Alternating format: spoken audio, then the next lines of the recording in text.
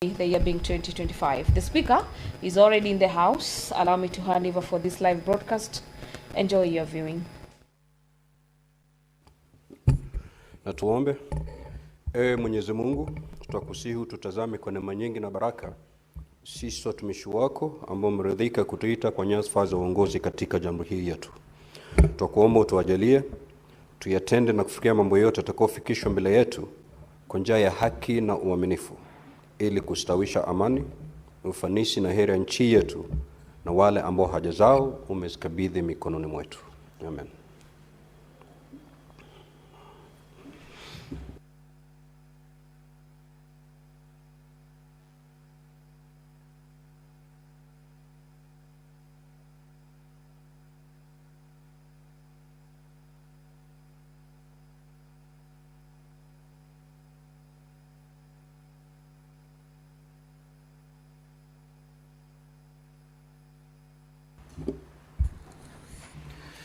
Glad to have quorum.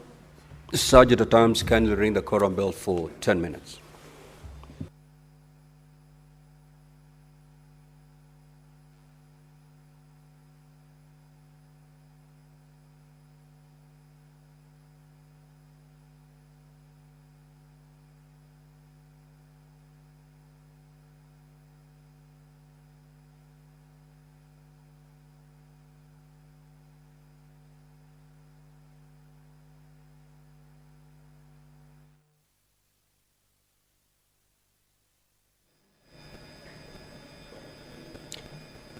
The business of the Senate has commenced this afternoon with the Speaker of the House presiding over the business this afternoon at a time when the House is coming from recess, resuming business for the fourth session. We now have the quorum bell on ring mode. And this quorum bell is necessitated by lack of quorum upon the commencement of business this afternoon.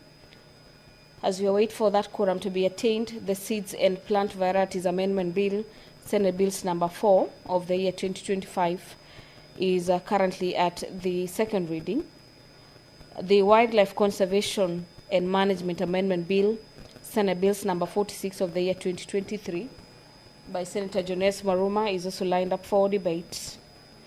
And other bills are also lined up for consideration this afternoon, among them the Wildlife Conservation and Management Amendment Bill, Senate Bills number 49 of the year 2023, the Narcotic Drugs and Psychotropic Substances Control Amendment Bill, Bill number 1 of the year 2024, by Senator Kathuri Murongi, the Streets Naming and Property Addressing System, by Senator Fatuma Dulo, and the County Government State Officers Removal from Office Procedures Bill, Bill number 34 of the year 2024, by Senator Thangwa.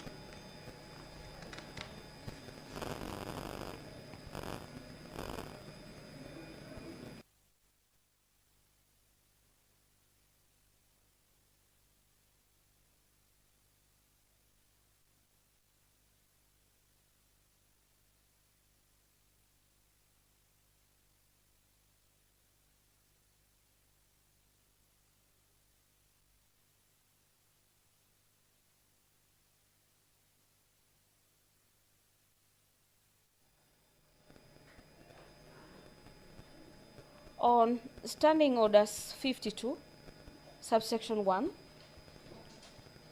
Senator Wakwabuibi Consolata, a newly sworn-in senator, will be making a statement concerning Kenya's exemplary performance at the 2025 Berlin Marathon and World Athletics Championships in Tokyo in Japan. Understanding Orders number 53, subsection 1, a number of senators are listed. As senators will be seeking to make statements. This afternoon, Senator Catherine Muma takes the lead, and she'll be seeking a statement from the Standing Committee on Justice, Legal Affairs and Human Rights regarding the eviction of 6 households from the old Ngara estate in Nairobi County. The other senator is Senator for Kilifi, Senator Stewart Madzayo, who will be seeking a statement from the Committee on Education in regards to poor infrastructure of schools in the county of Kilifi.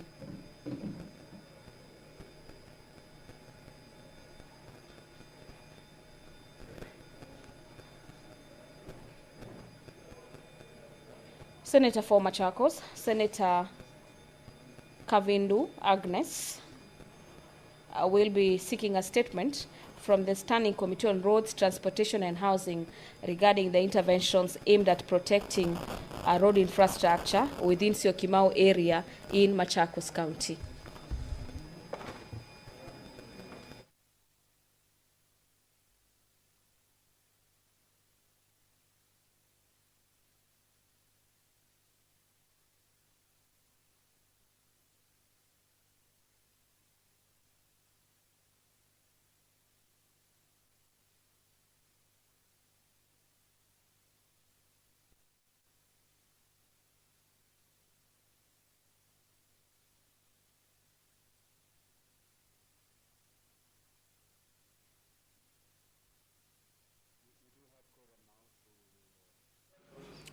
Proceed with the afternoon's business. Clerk, you may proceed to call the first order. Order number 1, administration of oath. Order number 2, communication from the chair.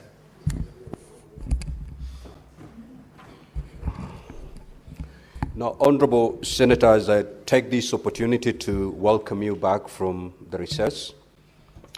In accordance with the calendar of the Senate for the regular sittings, Part 5 begins today, Tuesday, the 23rd of September 2025, and will conclude at the rise of the Senate on the 9th of October 2025.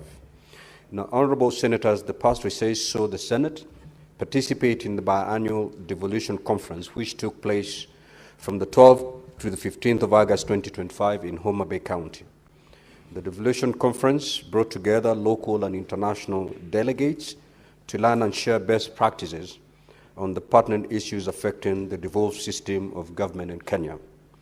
The event culminated in the signing of a communique which outlined actions that are required to be taken with a view to ensuring the success of devolution. I take this opportunity to thank honorable senators for turning up and participating in this event. I also take this opportunity to urge the Standing Committee on Devolution and Intergovernmental Relations to interrogate the communique from the devolution conference and to develop the necessary legislative interventions to actualize them. By doing so, the Senate and Parliament at large will essentially be walking the talk. Now, honorable senators, looking at what portends for the coming days, Part 5 of the fourth session is certainly said to be a highlight of this session. As senators recall, on 29th of July 2025, the Senate resolved to hold its plenary and committee sittings in Busia County. The sittings will take place from the 6th to the 10th of October 2025 in line with the resolution passed at the Busia County Assembly premises. Preparations are now at an advanced stage to ensure that the sittings are a success. More information regarding the Busia sittings will be communicated through the Office of the Clerk. In addition, let us remain mindful of our entry, for it is rather full. A number of bills, motions, petitions, and statements are pending consideration. It is my hope that committees took time during the recess to dispense with the business pending before them. The Senate is looking forward to the tabling of the reports on the activities of the committees and reports thereon. On this matter of the Senate legislative agenda, I urge that all honorable senators redouble their individual and collective effort in a bid to process the business with the urgency it deserves. I also urge the Senate Majority Leader and the Senate Minority Leader to do all that is necessary within the standing orders so that the business is fast-tracked. Honorable Senators, in conclusion, my office remains at your disposal to assist you in discharging your constitutional responsibilities. I will continue to support each senator individually and in the committees that you serve to be able to achieve what we have set out during this term of Parliament. I thank you.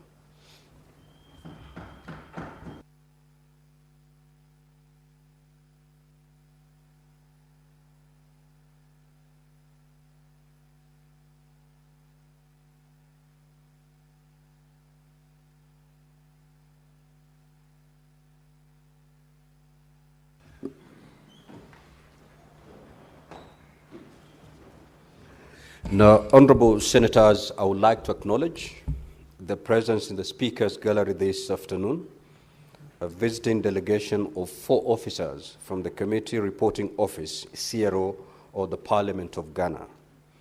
The delegation is on a benchmarking engagement to share knowledge on the best practices with their counterparts at the Senate. Now, honorable senators, I request each member of the delegation to stand when called out so that they may be acknowledged in the Senate tradition. Ms. Teresa Boasiako Korang, Mrs. Etonam Bamfko, Mr. Paul Salom Agbu, Mr. Ebenezer Arthur. On behalf of the Senate, and on my own behalf, I extend a warm welcome and wish you a fruitful visit at the Senate. I will call upon the Senate Majority Leader to pass a word of welcome to the delegation. Mr. Speaker, thank you. On behalf of my colleagues here in the House, I join you in welcoming this delegation from the Parliament of Ghana, a very respected member of the Commonwealth Parliaments, Mr. Speaker, that we exchange a lot of knowledge. Many times our staff also visit their country in search of good knowledge like they have done this time round. I do believe that during their stay, Mr. Speaker, they'll enjoy the Kenyan hospitality, get to learn, interact with our very competent staff, Mr. Speaker, and members as well. I want to believe that part of their visit includes work that is done in our committees where they'll meet some of these members that are in the House this afternoon. Given that these are our African colleagues and people from a friendly country, a country that we share common history and heritage, Mr. Speaker, I do hope that they'll stay long enough to meet as many members of this House as they can. I welcome them to the House. Thank you, Mr. Speaker. Next order.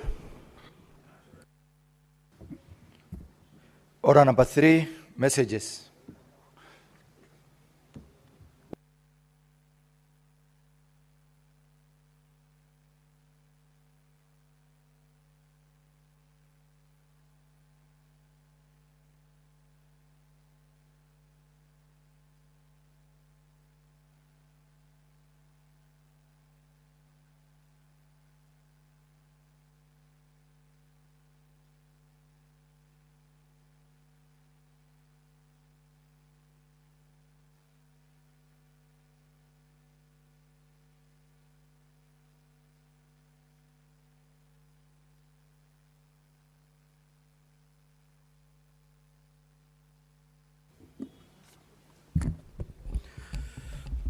Honorable Senators, I wish to report to the Senate that pursuant to Standing Order 46.3, I received a message from the Speaker of the National Assembly regarding the approval by the National Assembly of a nominee for appointment to the Board of Central Bank of Kenya.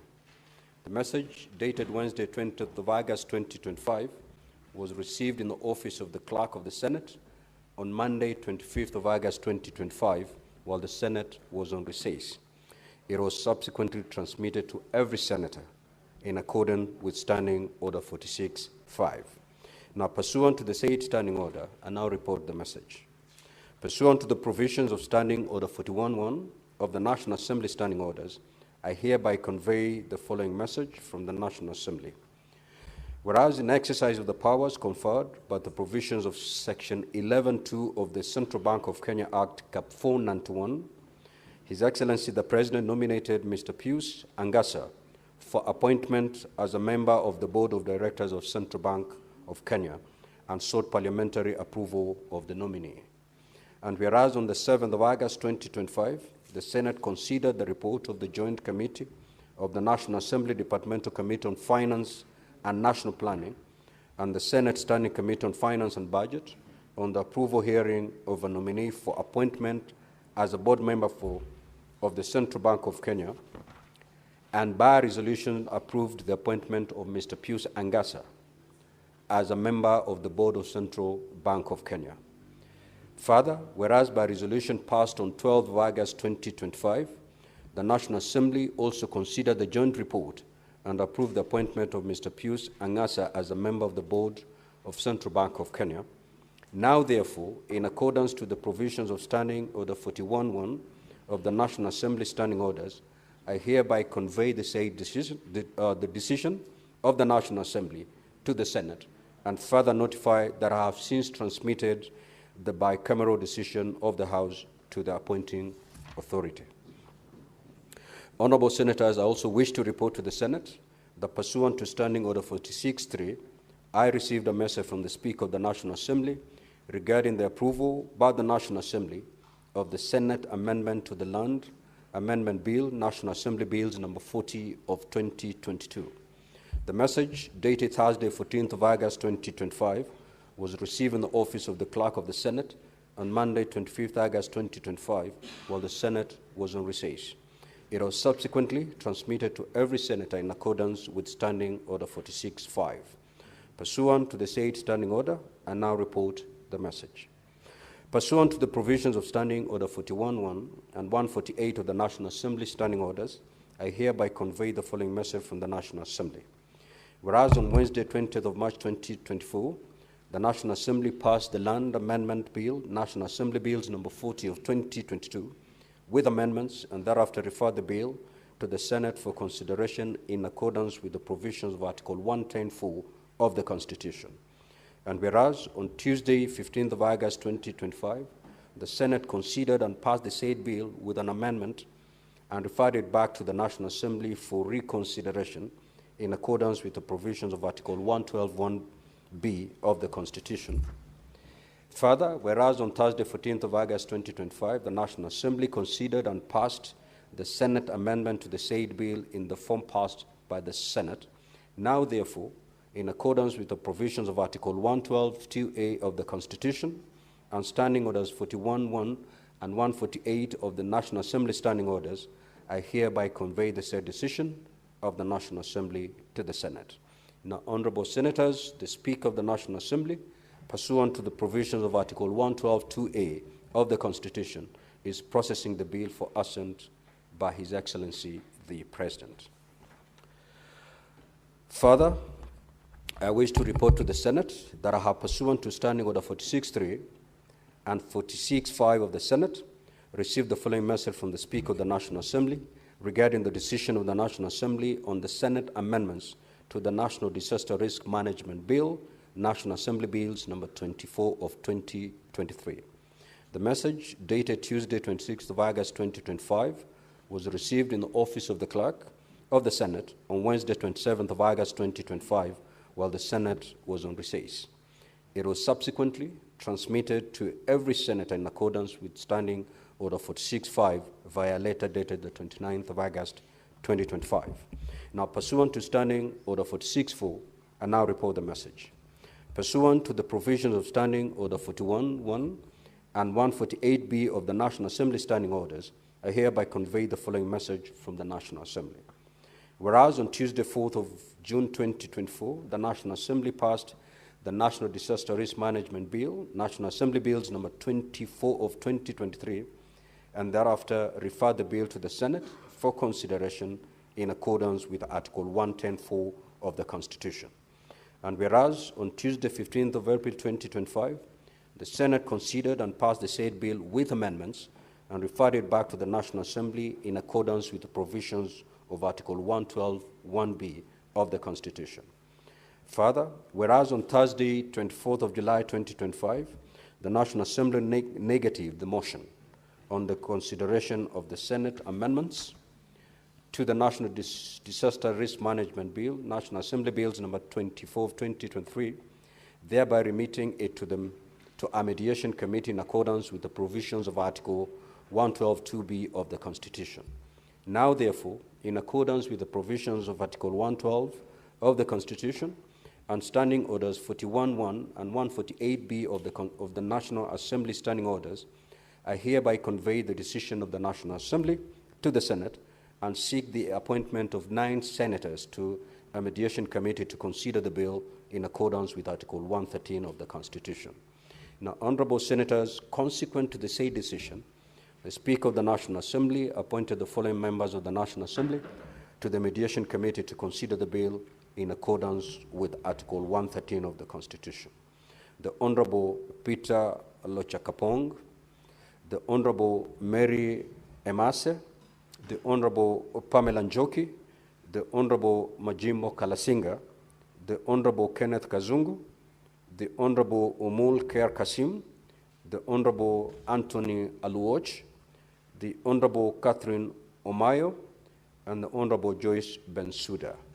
Honorable Senators, pursuant to the provisions of Standing Order 166.2 of the Senate, and in consultation with the Senate Majority Leader and the Senate Minority Leader, I will at an appropriate time appoint senators to the Mediation Committee. Further, Honorable Senators, I wish to report to the Senate that pursuant to Standing Order 46.3 of the Senate Standing Orders, I received the following message from the Speaker of the National Assembly regarding the passage by the National Assembly of the Meteorology Bill, Senate Bills number 45 of 2023. The message, dated Tuesday, the 9th of August 2025, was received in the office of the Clerk of the Senate on 25th of August 2025, while the Senate was on recess. It was subsequently transmitted to every senator in accordance with Standing Order 46.5. Now, pursuant to the said Standing Order, I now report the message. Pursuant to the provisions of Standing Order 41.1 and 144 of the National Assembly Standing Orders, I hereby convey the following message from the National Assembly. Whereas the Meteorology Bill, Senate Bills number 45 of 2023, was passed by the Senate on Tuesday, 19th of November 2024, with amendments, and referred to the National Assembly for consideration pursuant to provisions of Article 110.4 of the Constitution. And whereas the National Assembly considered the said bill and passed it on Wednesday, 13th August 2025, with amendments, as contained in the schedule of the amendments attached herewith, now therefore, in accordance with the provisions of Article 112.1b of the Constitution and Standing Order 144 of the National Assembly Standing Orders, I hereby convey the said decision of the National Assembly. Honorable Senators, Article 112.1b of the Constitution provides that if one House passes an ordinary bill concerning counties and the second House passes the bill in an amended form, it shall be referred back in the originating House for reconsideration. Now, Honorable Senators, in this regard, I direct the Standing Committee on Land, Environment and Natural Resources to deliberate on the National Assembly amendments and report to the Senate. Further, pursuant to Standing Order 165.1 of the Senate Standing Orders, I direct that the National Assembly amendments to the Meteorology Bill, Senate Bill number 45 of 2023, be circulated to all senators. At an appointed time, the Senate Business Committee will schedule the consideration of the amendments. The House is accordingly guided. Lastly, I wish to report to the Senate that pursuant to Standing Order 46.3 and 5 of the Senate Standing Orders, I received the following message from the Speaker of the National Assembly regarding the passage by the National Assembly of the Election Offences Amendment number 2 Bill, Senate Bill number 28 of 2024. The message, dated Tuesday, 19th of August 2025, was received in the office of the Clerk of the Senate on 25th of August 2025, while the Senate was on recess. It was subsequently transmitted to every senator in accordance with Standing Order 46.5. Now, pursuant to the said Standing Order, I now report the message. Pursuant to the provisions of Standing Order 41.1 and 144 of the National Assembly Standing Orders, I hereby convey the following message from the National Assembly.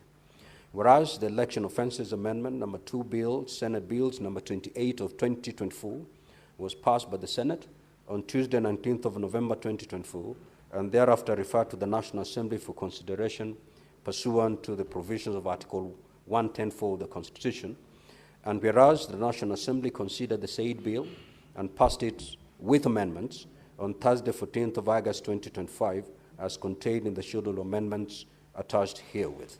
Now, therefore, in accordance with the provisions of Article 112(1)(b) of the Constitution and Standing Orders 41, 1, and 144 of the National Assembly Standing Orders, I hereby convey the said decision of the National Assembly to the Senate. Now, Honorable Senators, Article 112(1)(b) of the Constitution provides that if one House passes an ordinary bill concerning counties and the second House passes the bill in an amended form, it shall be referred back to the originating House for reconsideration.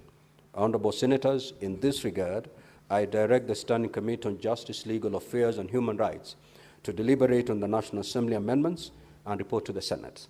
Further, pursuant to Standing Order 165(1) of the Senate Standing Orders, I direct that the National Assembly amendments to the Election Offences Amendment Number 2 Bill, Senate Bill Number 28 of 2024, be circulated to all honorable senators. At an appointed time, the Senate Business Committee will schedule the consideration of these amendments. The House is accordingly guided. Thank you. Next order.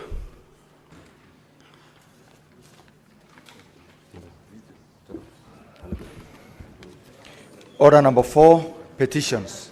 Kindly take your seats.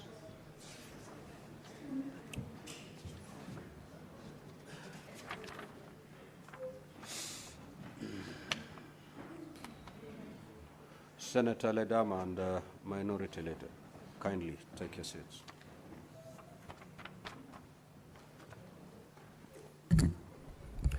Now, honorable senators, pursuant to Standing Order 232(1)(a), I hereby present a petition by Honorable Isayan Maina concerning amendments of the County Governments Act number 17 of 2017.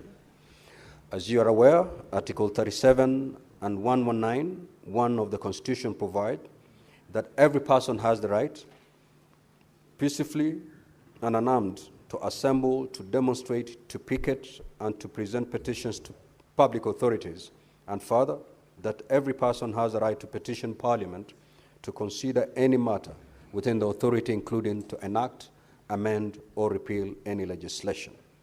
The salient issues raised in this petition are as follows. A, that the petitioner, Honorable Isayan Maina, is a member of the County Assembly of Nandi, representing Ol Lesos Ward, seeking the intervention of the Senate to amend the County Governments Act number 17 of 2012 to better align the functioning of the county governments with the objects and principles of devolution as set out in the Constitution, specifically Articles 10, 174, 175, 179, 183, and 232, among others.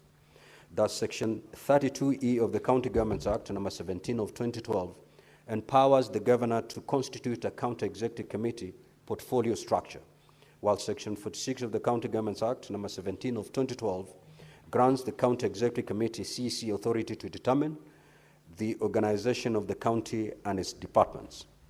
This creates ambiguity regarding the respective roles of the governor and the CEC in the county administrative structure. The petitioner requests for an amendment to Section 32E and 46 of the County Governments Act number 17 of 2012 to clarify the term organization of the county, or alternatively replace Section 32E of the County Governments Act number 17 of 2012 with a provision establishing a uniform organizational structure for counties. Thus, Section 32(1) of the County Governments Act number 17 of 2012 provides that the governor shall assign and cause to be published in the County Gazette notice of all important formal decisions by the governor or by the county executive. However, the Act lacks a clear definition of what constitutes important formal decisions.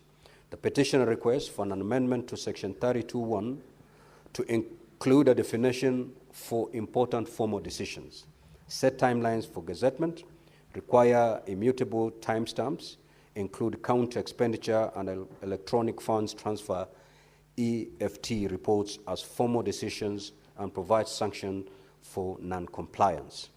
Thus, Section 33A of the County Governments Act, number 17 of 2012, holds the county governor accountable for managing county resources, but does not explicitly require accountability to county assembly, contrary to Article 183.3 of the Constitution.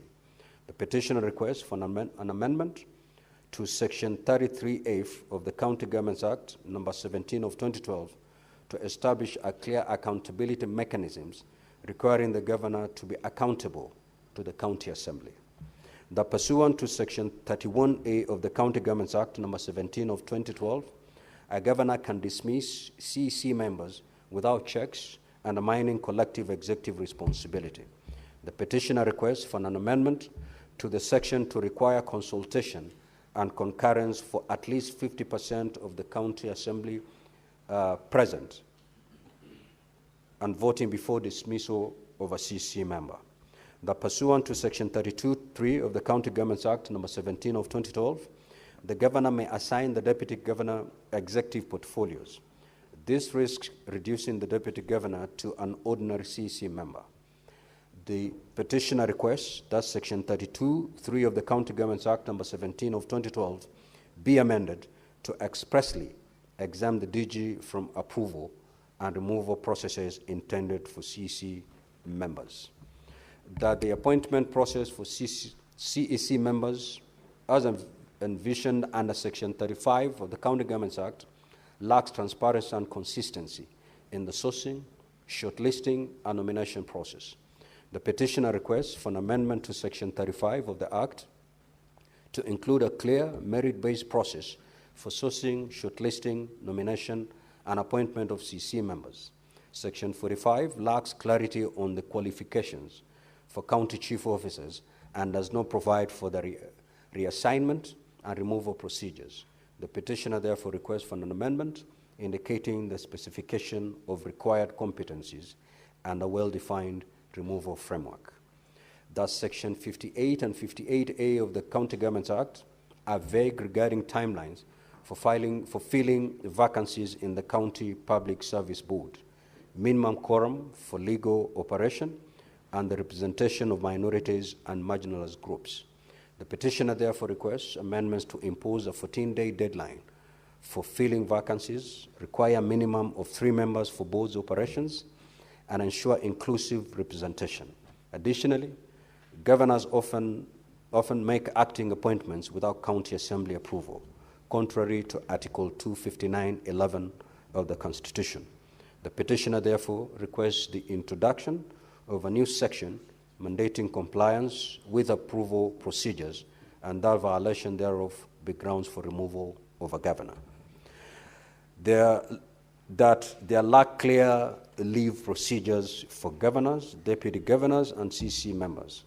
The term absence under Section 2 of the Act is undefined, creating governance risks. The petitioner requests an amendment to define absence and special circumstances, establish formal leave duration of 20 to 30 days annually, and provide for proper handover procedures during such leave.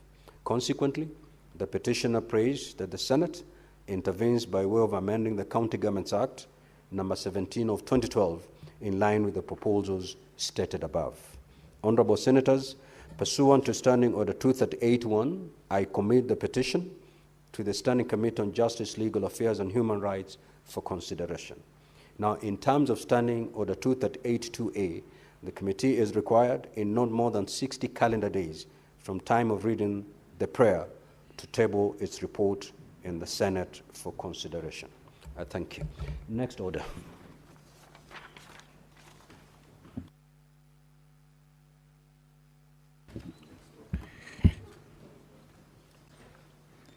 Order number 5, papers. Senate Majority Leader.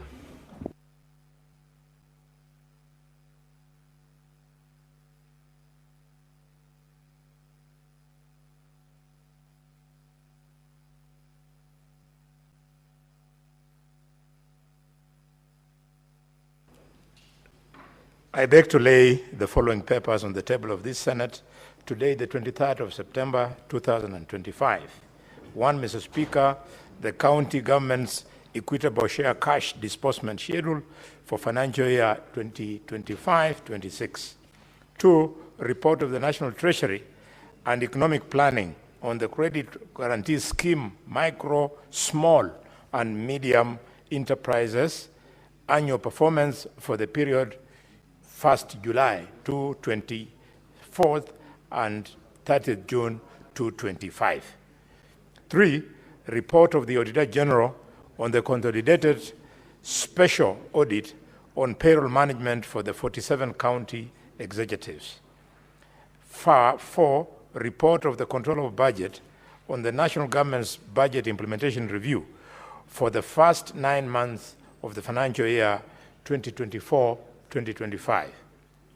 5, report of the Controller of Budget on the national government budget implementation review for the financial year 2024-2025.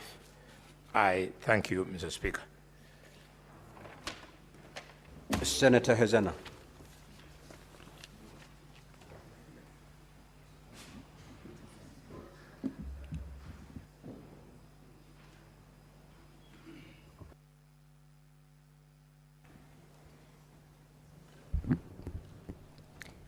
Mr. Speaker, sir, I beg to lay the following paper on the table of the Senate today, the 23rd of September 2025.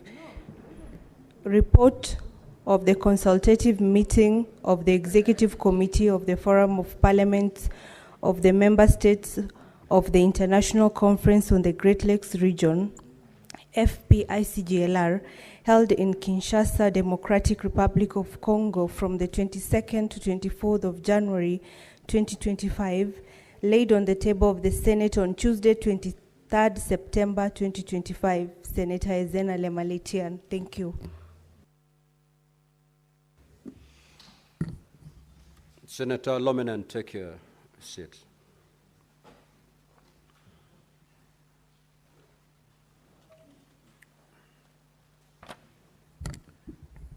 Honorable Senators, I have this communication to make. As you will note, the Senate Majority Leader has laid on the table of the Senate this afternoon a report from the National Treasury and Economic Planning on the Credit Guarantees Scheme for Micro, Small and Medium Enterprises. Annual Performance Report for the period between 1st of July 2024 to 30th of June 2025.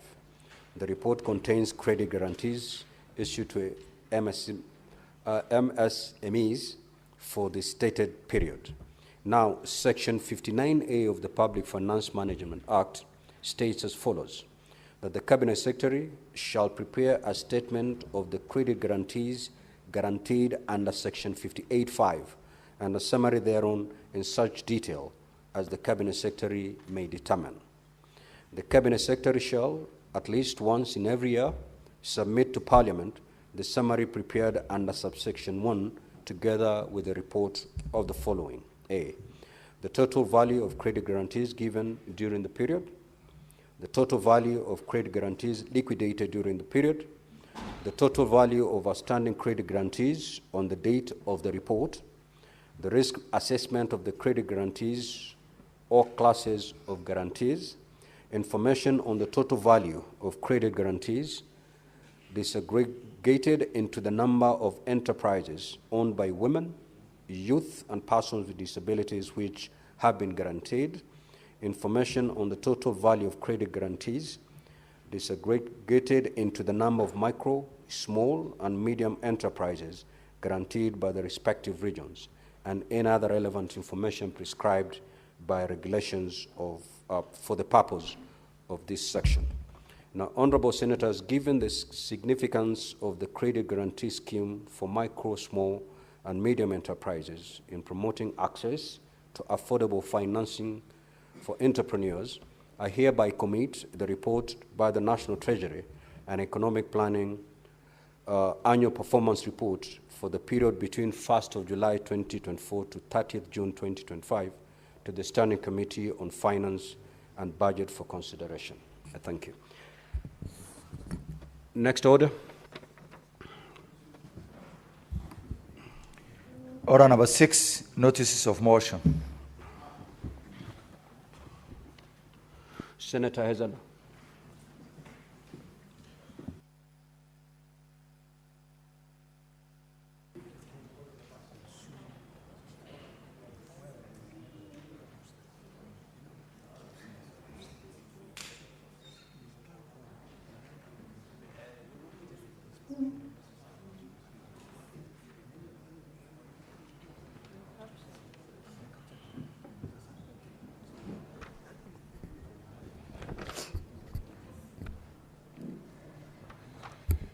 This is a notice of motion on the report of the consultative meeting of the Executive Committee of the Forum of Parliaments of the Member States of the International Conference on the Great Lakes Region, FPICGLR, held in Kinshasa, Democratic Republic of Congo from the 22nd to the 24th of January 2025.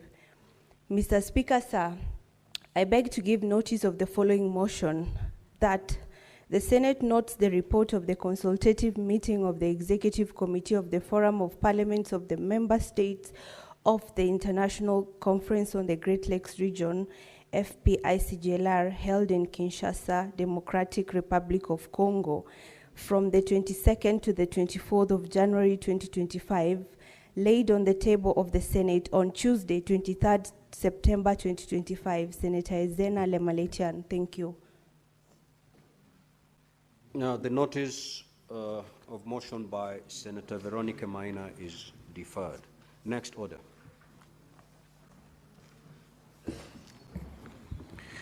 Order number 7, questions and statements. Statements pursuant to Standing Order 52-1. Nominated Senator Kwabubi Consolata.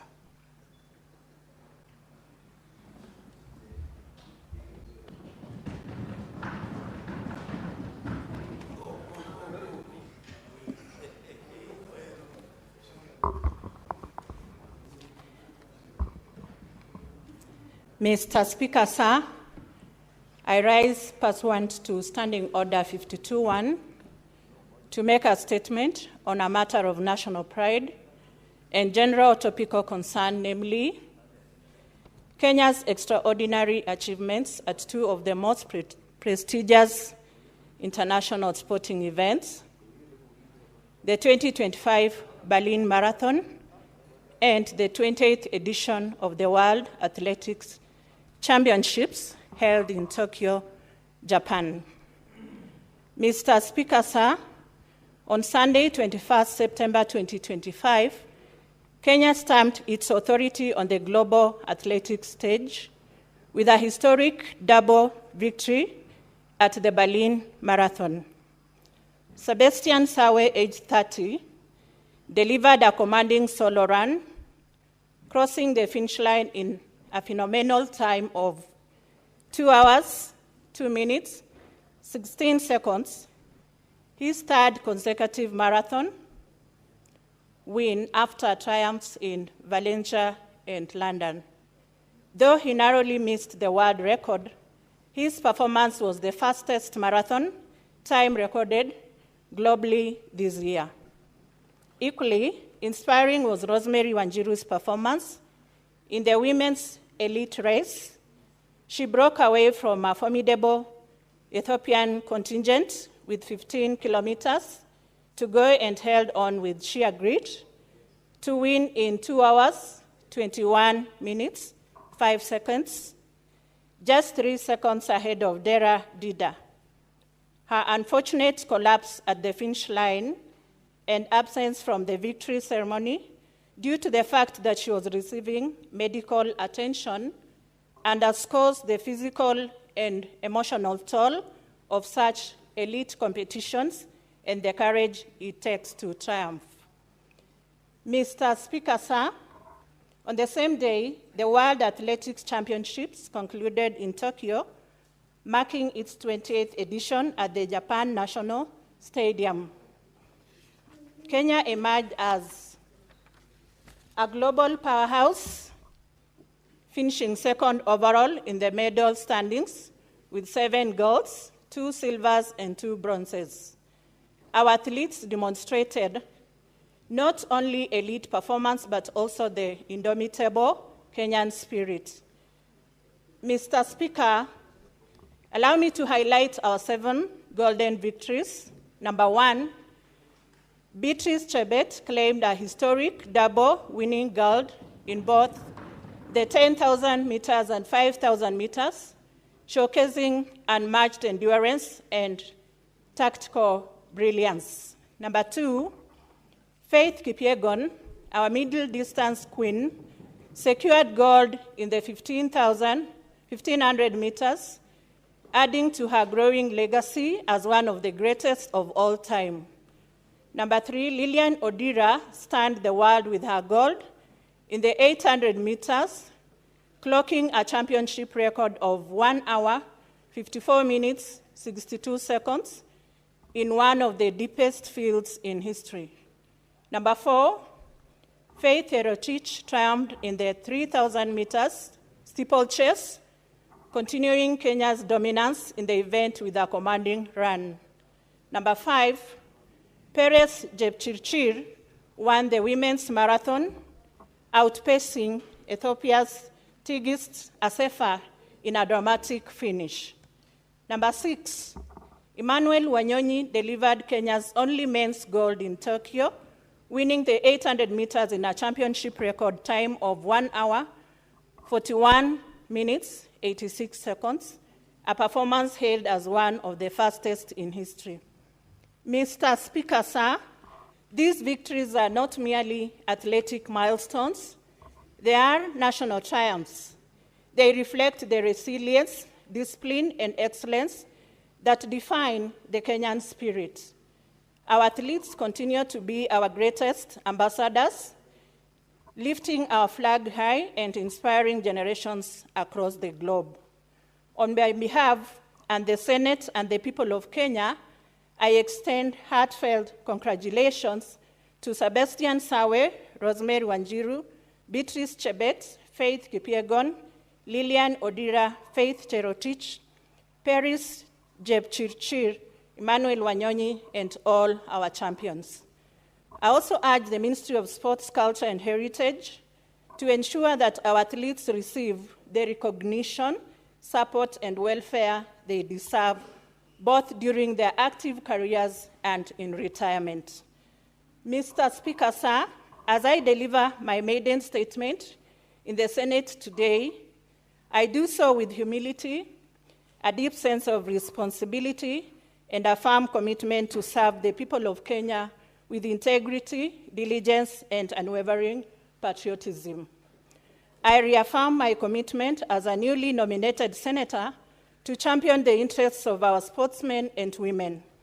Let us build a Kenya that celebrates its heroes, nurtures its talent, and stands tall on the global stage. Mr. Speaker, sir, as I conclude, allow me to express my sincere gratitude to His Excellency, Dr. William Samoei Ruto, the President of the Republic of Kenya and Commander-in-Chief of the Kenya Defense Forces, and the United Democratic Alliance Party for granting me the honor to serve in this esteemed house. I also wish to greatly appreciate the teaching fraternity for according me a moment in the Kenyan spotlight that served as my... Now to the women of Kenya, this nomination affirms that your place is at the heart of decision-making and shaping the table. As Maya Angelou once said, you may encounter many defeats, but you must not be defeated. Your resilience in the face of challenges inspires me, and I pledge to champion your rightful position in leadership. To the youth of Kenya, my people in Bungoma lovingly refer to me as a Mama GNZ, a title I wear with pride, being a mother of young Kenyans. You'll not be forgotten in my quest to fend for your empowerment. My service to persons living with disabilities will be a sacred duty that I intend to uphold. Finally, to my distinguished colleague, senators, I join you to legislate with courage, debate with respect, and prioritize the interests of all Kenyans through meaningful consultation and robust issue-based collaboration in this House. I thank you, Mr. Speaker, for the opportunity to make this statement. Senator Wakwabubi Consolata, MP, nominated Senator.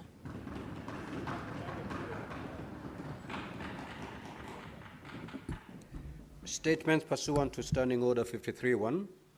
The Honorable Catherine Muma.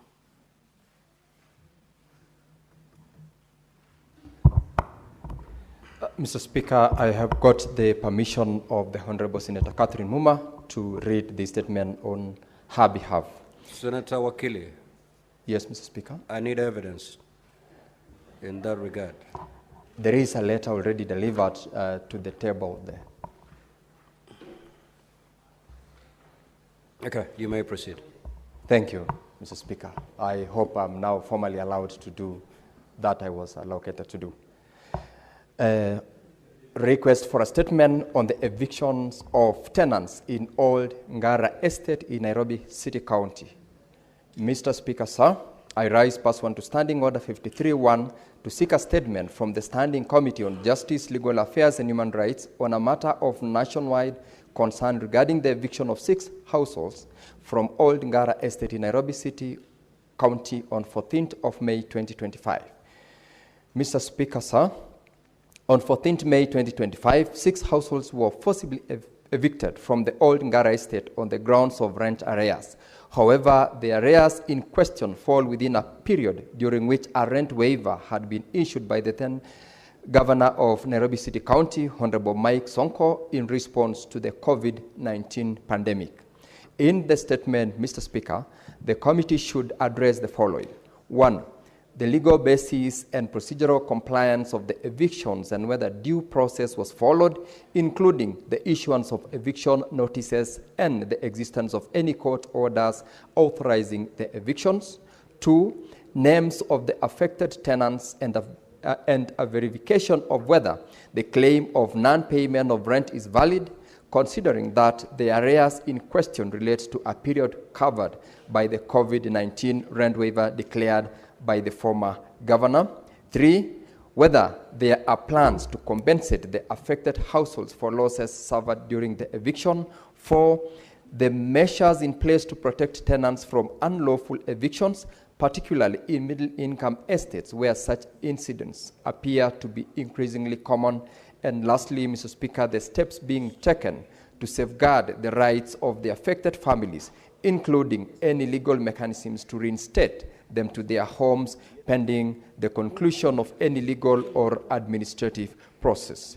This statement is signed by Senator Catherine Muma, MP, nominated Senator, read on her behalf by myself, Senator Wakili Sigei. Thank you, Mr. Speaker. Senator Hamida Kibwana.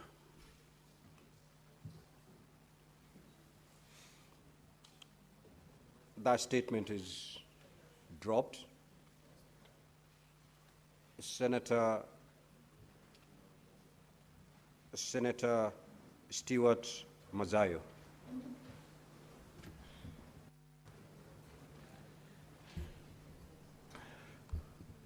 Asante Bwana Spika. Mheshimiwa Spika, hii ni kuhusu hali ya duni ya miundo mbinu ya shule za msingi za umma katika kaunti ya Kilifi. Mheshimiwa Spika, nasimama kwa mujibu wa kanuni za kudumu kipengele cha 53 sheria ya kwanza inayosema ya kwamba kamati ya elimu ambayo inahusu hali duni ya miundo mbinu. Bwana Spika, utanisamehe kidogo kwa sababu miundo mbinu ni neno moja ambalo linalitafakari mara mbili, ya shule za msingi za umma katika kaunti ya Kilifi. Licha ya kuwepo kwa sera za kitaifa na rasilimali zinazolenga kuhakikisha mazingira bora ya wanafunzi kusoma. Bwana Spika, kamati hiyo izingatie yafuatayo.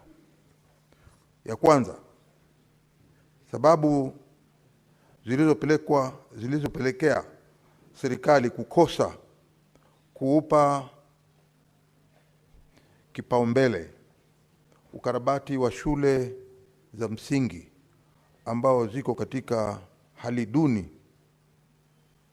ya miundombinu katika kaunti ya Kilifi.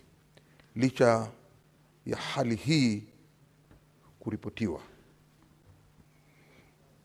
Mheshimiwa Spika, swali la pili ni kwamba mbona kaunti ya Kilifi imeendelea kusalia nyuma katika maendeleo ya miundombinu ya shule za msingi za umma ikilinganishwa na kaunti zingine katika taifa la Kenya. Ya tatu, mikakati ambayo Wizara ya Elimu imeweka ili kuwavutia na kuwapa motisha walimu kufanya kazi katika maeneo yaliyotengwa kimaendeleo kama vile Magarini na Ganze, ambayo miundombinu ya shule ni duni zaidi. Vile vile swali la lingine ni kwamba ni hatua gani zilizochukuliwa na Wizara ya Elimu ili kuhakikisha kuwa wanafunzi wanaotoka vijijini na maeneo yaliyotengwa katika kaunti ya Kilifi wanapata fursa sawia ya elimu na mazingira bora kwa wanafunzi wenzao wanaosoma mijini. Mwisho, Bwana Spika, ni hatua gani serikali ya kitaifa kupitia kwa Wizara ya Elimu imechukua kuona ya kwamba shule zinazokumbwa na ukame zinapata chakula kwa watoto wa shule? Asante Bwana Spika. Senator for Machakos County, Honorable Kavindu. Thank you, Mr. Speaker, for this opportunity. A statement on protection of roads infrastructure within Syokimau area, Machakos County. Mr. Speaker, sir, I rise pursuant to Standing Order 53-1 to seek a statement from the Standing Committee of Roads, Transportation and Housing on the matters of countrywide concerns regarding the urgent intervention in protection of and preserving critical roads infrastructure within Syokimau from further degradation and unlawful interference. Mr. Speaker, sir, residents of Syokimau through the Syokimau Residents Association have raised concerns regarding overloaded and unauthorized trucks causing damage to estate roads meant for light vehicles traffic in their attempts to bypass Weybridge. The damage continues despite the SRA's represented efforts to enlarge the Kenya Urban Roads Authority, KURA, and other government stakeholders to promote responsible road use. In the statement, the committee should address the following. 1, the reason for the breach of road barrier erected near Rim House, particularly given its sanction by the multi-agency team comprising the Kenya Urban Roads Authority, KURA, Kenya National Highways Authority, KENA, and the County Government of Machakos. 2, the measures being implemented to manage traffic from quarry roads, which serves the sites of mining activities in the Katani area, along with the efforts to reduce noise, dust, and air pollution from the operations. 3, the reasons the authority, 3, the reasons for authorizing trucks exceeding 10 tons to access estate roads, given that their design and structural layering are intended for lighter vehicles, private cars, and service vans. 4, the measures in place to protect existing infrastructure approved by the relevant public agencies, including details on continued enforcement of the rule of law, public awareness, campaigns, policy, dialogue with stakeholders, including transporters and developers, and the implementation of zoning plans consisting with estate planning and road preservation. 5, the policy interventions and measures being implemented to ensure safe, orderly, and sustainable development within the Syokimau area with particular focus on environmental protection and infrastructure, traffic, and security management. Senator Agnes Kavindu, MPs, Machakos County. Thank you, Mr. Speaker. Senator from Busia, the Honorable Wamtata.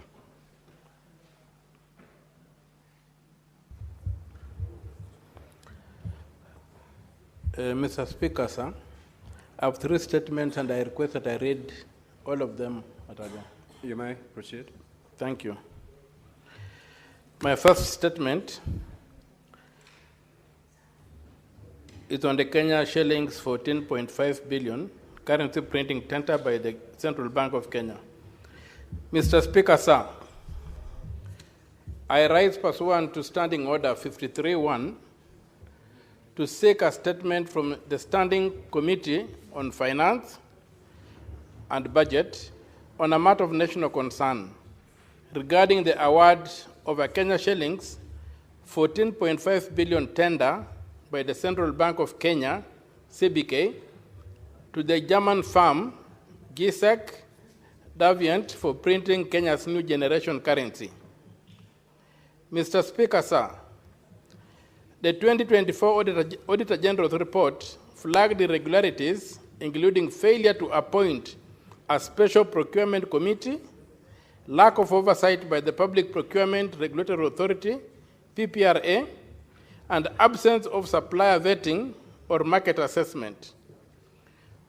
While CBK cited approvals from the National Security Council and other agencies, these explanations were found unconvincing, given that the CBK is not a national security organ under Article 239 of the Constitution. Notably, in 2005, an open tender for currency printing saved costs when it was awarded competitively to De La Rue over GSEC and Deviant, yet in this case, CBK single-sourced the latter at a higher cost. In the statement, the committee should address the following: whether CBK had approval from the Cabinet Secretary, National Treasury, for classified procurement of currency printing, and whether this specific procurement was part of an approved classified list under Section 90 of the Public Procurement and Asset Disposal Act, PPADA, of 2015.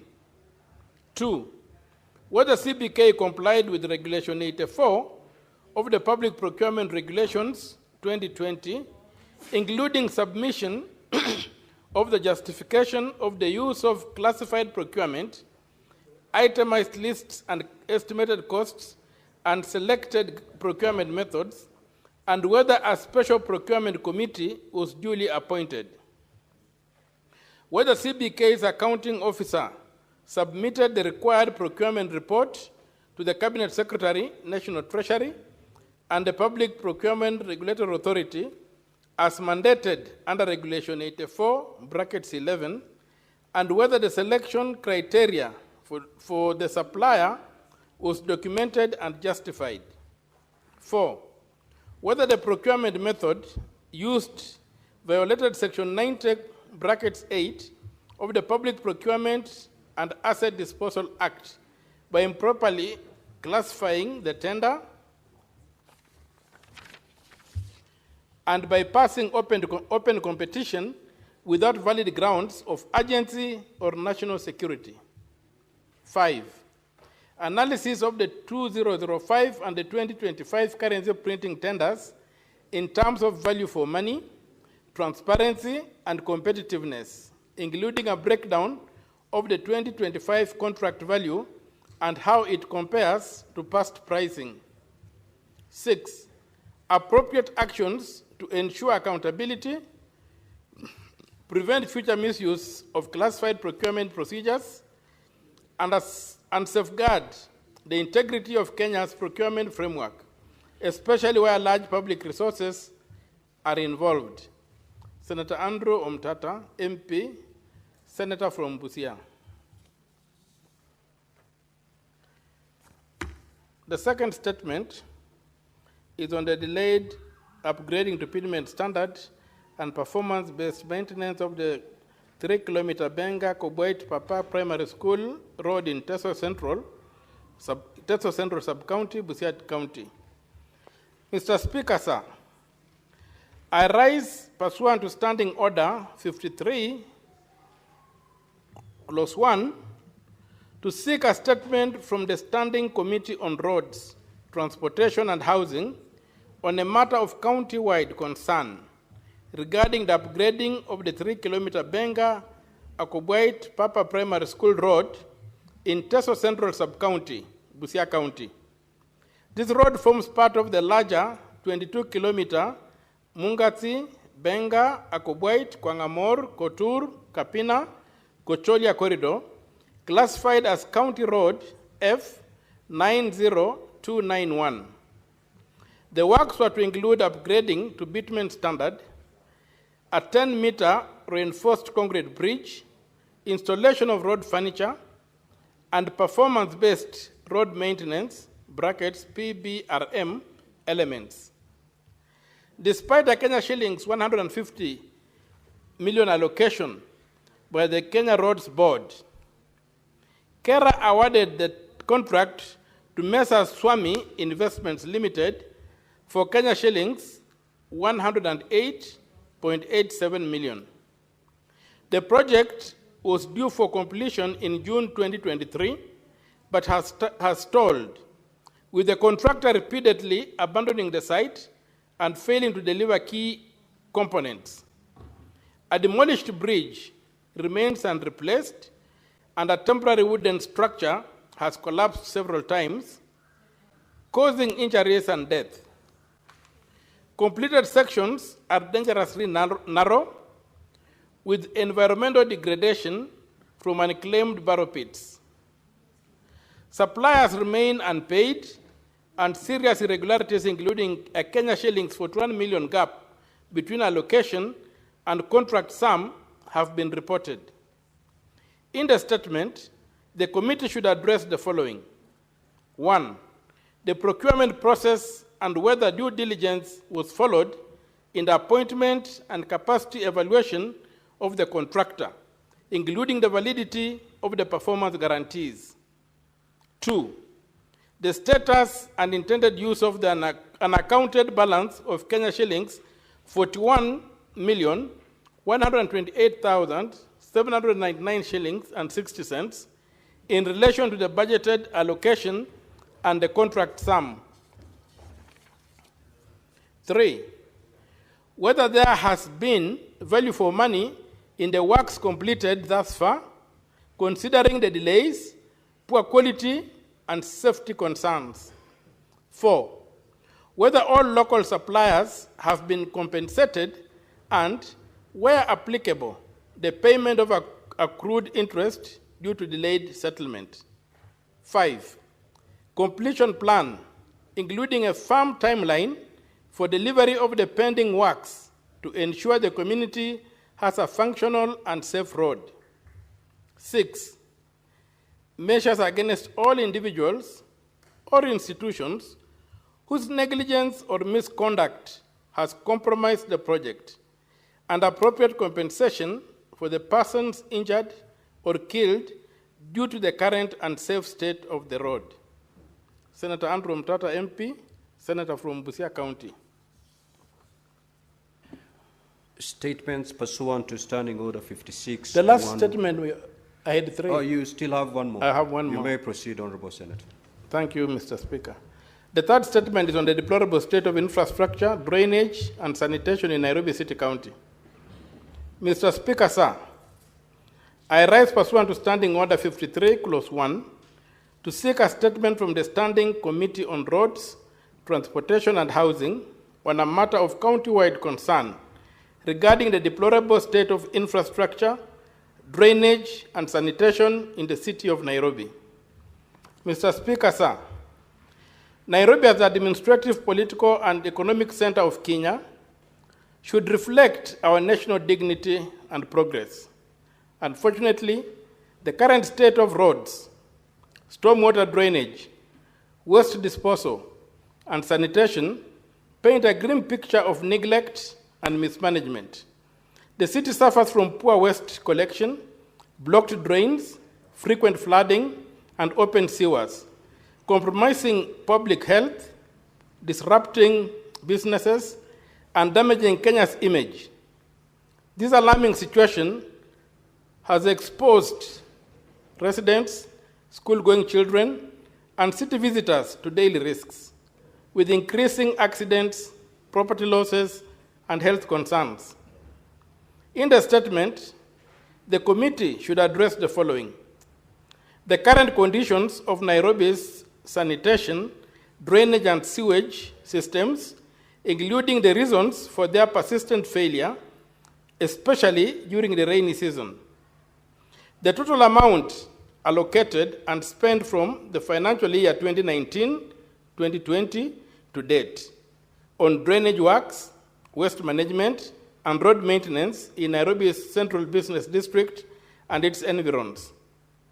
The list of contractors and companies engaged in these works, including how they were procured and how much each was paid. The reasons for delayed or unresponsive repairs of open manholes, blocked drains, and potholes in areas of high pedestrian and vehicular traffic. 5, the emergency and long-term measures being implemented by Nairobi City County and the Ministry of Roads and Transport to resolve the recurring problems of urban flooding, sewage overflows, and deteriorating road networks. Senator Andrew Omtata, MP, Senator from Busia. Thank you, Mr. Speaker, sir. Statement pursuant to Standing Order 56-1B. The Chairperson, Standing Committee on Agriculture, Livestock and Fisheries. Thank you, Mr. Speaker, sir. Statement relating to the activities of the Standing Committee on Agriculture, Livestock and Fisheries pursuant to Standing Order 56-1B for the report period 1st April to 19th September 2025. Mr. Speaker, sir, I rise pursuant to Standing Order 56-1B of the Senate Standing Orders to make a statement relating to the activities of the Standing Committee on Agriculture, Livestock and Fisheries from 1st April to 19th September 2025. During the period under review, the committee held a total of 22 sittings during which it considered 4 bills and 9 statements. In the reporting period, the committee invited the governor of Nyandarua County to deliberate on the research by Egerton University regarding the use of unsafe pesticides in potato farming in Nyandarua County. The committee later met with the researchers who appraised the committee on the status of the research. The committee also invited the governor of Trans Nzoia County and deliberated on the procurement and distribution of maize seeds in the county. The committee is still pursuing the matter viciously. The committee conducted oversight visits as follows. Oversight visit to Kenya Agricultural and Livestock Research Organization, KALRO in Naivasha, Nakuru County, and was appraised on the operations facing KALRO and opportunities for engagement with counties. B, inspection visits to National Cereals and Produce Board, Eldoret Depot in Uasin Gishu County, and the Kenya Seed Company Limited in Kitale, Trans Nzoia County. The visits sought to access grain capacity, strategic food reserve management. Bills. Honorable Speaker, during the period under review, the committee considered the following 4 bills. The Coffee Bill 2023, Senate Bills number 10 of 2023. The bill was processed in the Senate and is currently on Mediation Committee. The Food and Feed Safety Control Coordination Bill 2023, National Assembly Bills number 21 of 2023. The bill was processed in the Senate and is currently under Mediation Committee. The Livestock Protection and Sustainability Bill 2024, Senate Bill number 32 of 2024. The committee conducted public participation and received submissions from the Council of Governors and the Ministry of Agriculture and Livestock Development. The committee will undertake stakeholder engagement in livestock rearing counties of Samburu, Kajiado, Garissa, and Taita Taveta. The Seed and Plant Varieties Bill 2025, Senate Bill number 4 of 2025. The committee is conducting public participation and will undertake targeted stakeholder engagements with the Seed Trade Association of Kenya, the Ministry of Agriculture and Livestock Development, and the Technical Committee on Agriculture of the Council of Governors. Statements. Mr. Speaker, sir, during the period under review, 9 statements were sought from the committee, of which 1 was concluded and 3 are waiting responses from the stakeholders. The committee is processing the remaining statements and has shared responses received with the senators who sought the statement. Mr. Speaker, sir, during the next quarter, the committee will undertake an inspection visit to Turkana County on irrigation scheme projects and also undertake inspection visit to NCPP depots across the country on the status of availability of seeds and fertilizer. Thank you, Honorable Speaker. Senator Wafula Wakoli, MP, Chairperson, Standing Committee on Agriculture, Livestock and Fisheries. Thank you. The Chairperson, Standing Committee on Devolution and Intergovernmental Relations.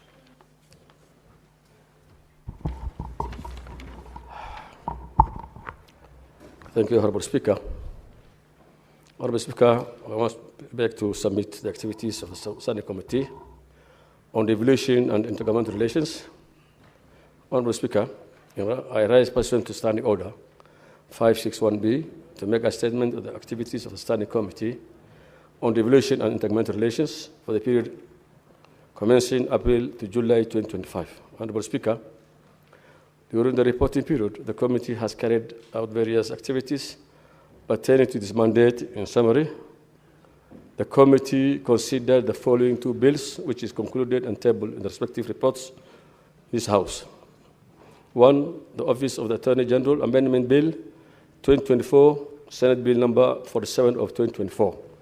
Two, the County Government Laws Amendment Bill 2024, Senate Bill number 52 of 2024. B, the committee considered and concluded two petitions before it and tabled the respective reports in this House. One, petition on branding of public projects with images of governors and MCAs and branding of the county vehicles. Two, petition on amending the County Government Act 2012, Cap 265, regarding the mandate of county governors, assigning the portfolio of county executive committee members to deputy governors. C, the committee has processed 9 statements that were sought from the committee. Of the 9, the committee has considered and concluded 5, leaving 4 statements pending. B, in line with this mandate, the committee considered the application of a confinement of city status on Thika municipality. The committee has considered the reports of the ad hoc committee on the application for confinement of city status to Thika municipality and the report of the County Assembly Committee on County Planning and Urbanization. The committee has also met with various stakeholders to debate on the application and is still in the process of considering, which we hopefully will consider by the next 2 weeks. Honourable Speaker, the committee in future plans to conduct an inquiry into the national government parastatals that are still performing the devolved functions, to conduct visits to various counties to inspect the development projects being considered, to implement and the stall project by the county government and assess the general state of devolution in the counties.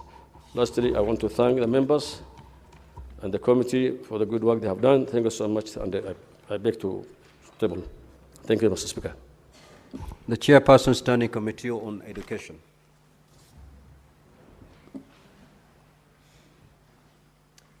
Thank you, Mr. Speaker. Mr. Speaker, I rise pursuant to Standing Order 56-1B to make a statement relating to the activities of the Standing Committee on Education for the second quarter of the 4th session, covering the period 1st April to 19th September 2025. During the period under review, the committee held 41 sittings, during which various legislative business was considered. The committee also undertook 5 county oversight and networking engagements in the following counties: Mombasa, Kwale, Kilifi, Kitui, and Makueni counties, to acquaint themselves on the status of the early childhood development education and the vocational education training. Mr. Speaker, sir, in the reporting period, the committee held a meeting with the Council of Governors to deliberate on the final policy on the model school feeding for county governments. The matter of school feeding for ECD learners is very crucial to ensure increased enrollment and retention of learners, especially those from food-scarce counties. During the reporting period, Mr. Speaker, the committee considered an inquiry into the implementation status of the early childhood development education and the vocational training education policies in particular. Subsequently, the committee met with 21 governors, namely from Tana River, Narok, Mombasa, Machakos, Kericho, Kwale, Kilifi, Uasin Gishu, Kitui, Nakuru, Nyamira, Nandi, Makueni, Garissa, Kisii, Turkana, Laikipia, Lamu, Migori, Nyandarua, and Murang'a counties to consider and inquire on the same. The committee observed a trend where county governments are giving bursaries and scholarships for basic and higher education without giving due attention to the devolved functions, especially those in the education sector, which are the ECDE and the vocational training centers. The committee recommended that county governments should only utilize the funds available to them to undertake the devolved functions that are listed in Part 2 of the 4th schedule, and therefore, if bursaries or scholarships are to be issued by the county governments, it should be done in accordance with Article 187 on the transfer of functions and powers between the levels of governments, where there is an agreement to transfer the function and where resources for issuance of bursaries are provided for by the national government. That's the function should be followed by the funding. Mr. Speaker, sir, during the period under review, a total of 14 statements were sought from the committee. The committee considered and concluded 2 statements. The committee has a number of pending statements from the Ministry of Education, and the committee is scheduled to engage the ministry on the matter of delays in submitting responses to statements. The committee held a consultative meeting with the TSC and deliberated on the recruitment and transfer policy of teachers in the county and registration and recruitment of ECD teachers in the counties. The 12 statements which are linked to the Ministry of Education will hopefully be discussed this weekend, Mr. Speaker, as we have a retreat with the Ministry of Education. In the next reporting period, therefore, the committee proposes to undertake the following activities: to hold a retreat with the Ministry of Education between the 26th and 27th September 2025 to deliberate on these pending statements and also follow up on impending resolutions on the statements of the national address passed on Wednesday, 24th July 2024, regarding concerns raised on junior secondary school education, the new university funding model for university education, and the acceptability of competence-based learning. The committee will also seek the ministry's preparedness to implement a cabinet resolution on merging the 10 state corporations in the education sector. Mr. Speaker, I'm meeting with the Council of Governors to deliberate on the implementation and harmonization of the scheme of service for ECD teachers and the implementation of the provisions of ECD policies, including the National Pre-Primary Education Policy Standards Guideline of 2018 and the budgetary allocation and expenditure of counties in relation to the devolved function under the education sector will also be looked at.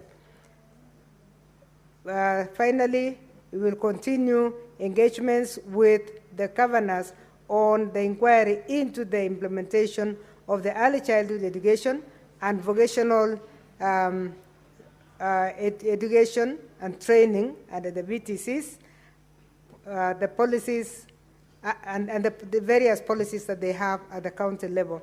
The committee will thereafter present a progress report on the inquiry for consideration by this House on the above.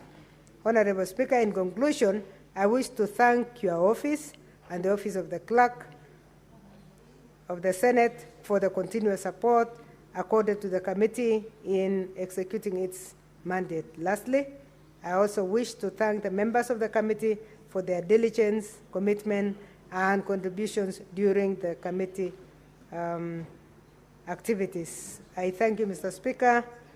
Senator Margaret Kamar, Vice Chair of the Standing Committee on Education. Thank you. Thank you, Chair Education. That is the end of the statements. So I wish to give a few minutes to open up on comments on the statements. And want to generally open from 52.1, 53.1, and 52 and 51.1C. No.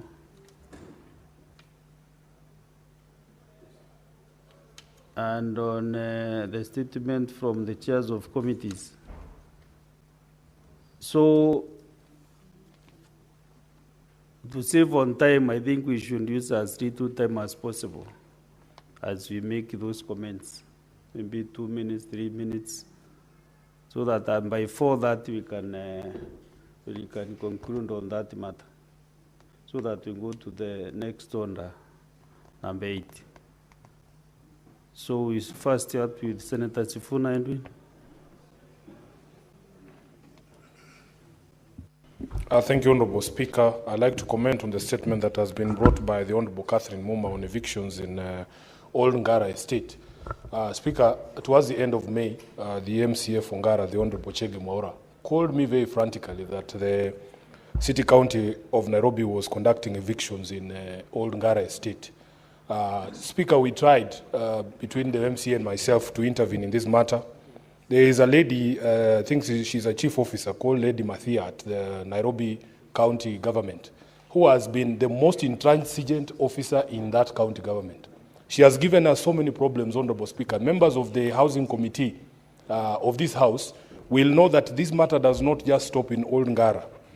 The residents of Woodley, Honourable Speaker, have faced the same spectre. And in fact, in the case of Woodley, people like Sam Gashago, the chairman there, have actually gone up to the court and obtained court orders. Honourable Speaker, there was a court order that was issued on the 9th of May, stopping those evictions in Woodley Estate. The chief officer has continued to disobey those court orders. Honourable Speaker, they are even using goons to evict people from Woodley and these other estates that we're talking about. There's a gentleman called Robert Kang'ethe, who's the owner of plot number 357 in Buruburu Riverbank Settlement Scheme. He's always in my office here because he similarly has a court order that was issued on 2021 requiring the housing department of the county government of Nairobi to revert ownership to his name because they had given an illegal allocation to somebody else. Honourable Speaker, the MCAs of Nairobi have done their bit.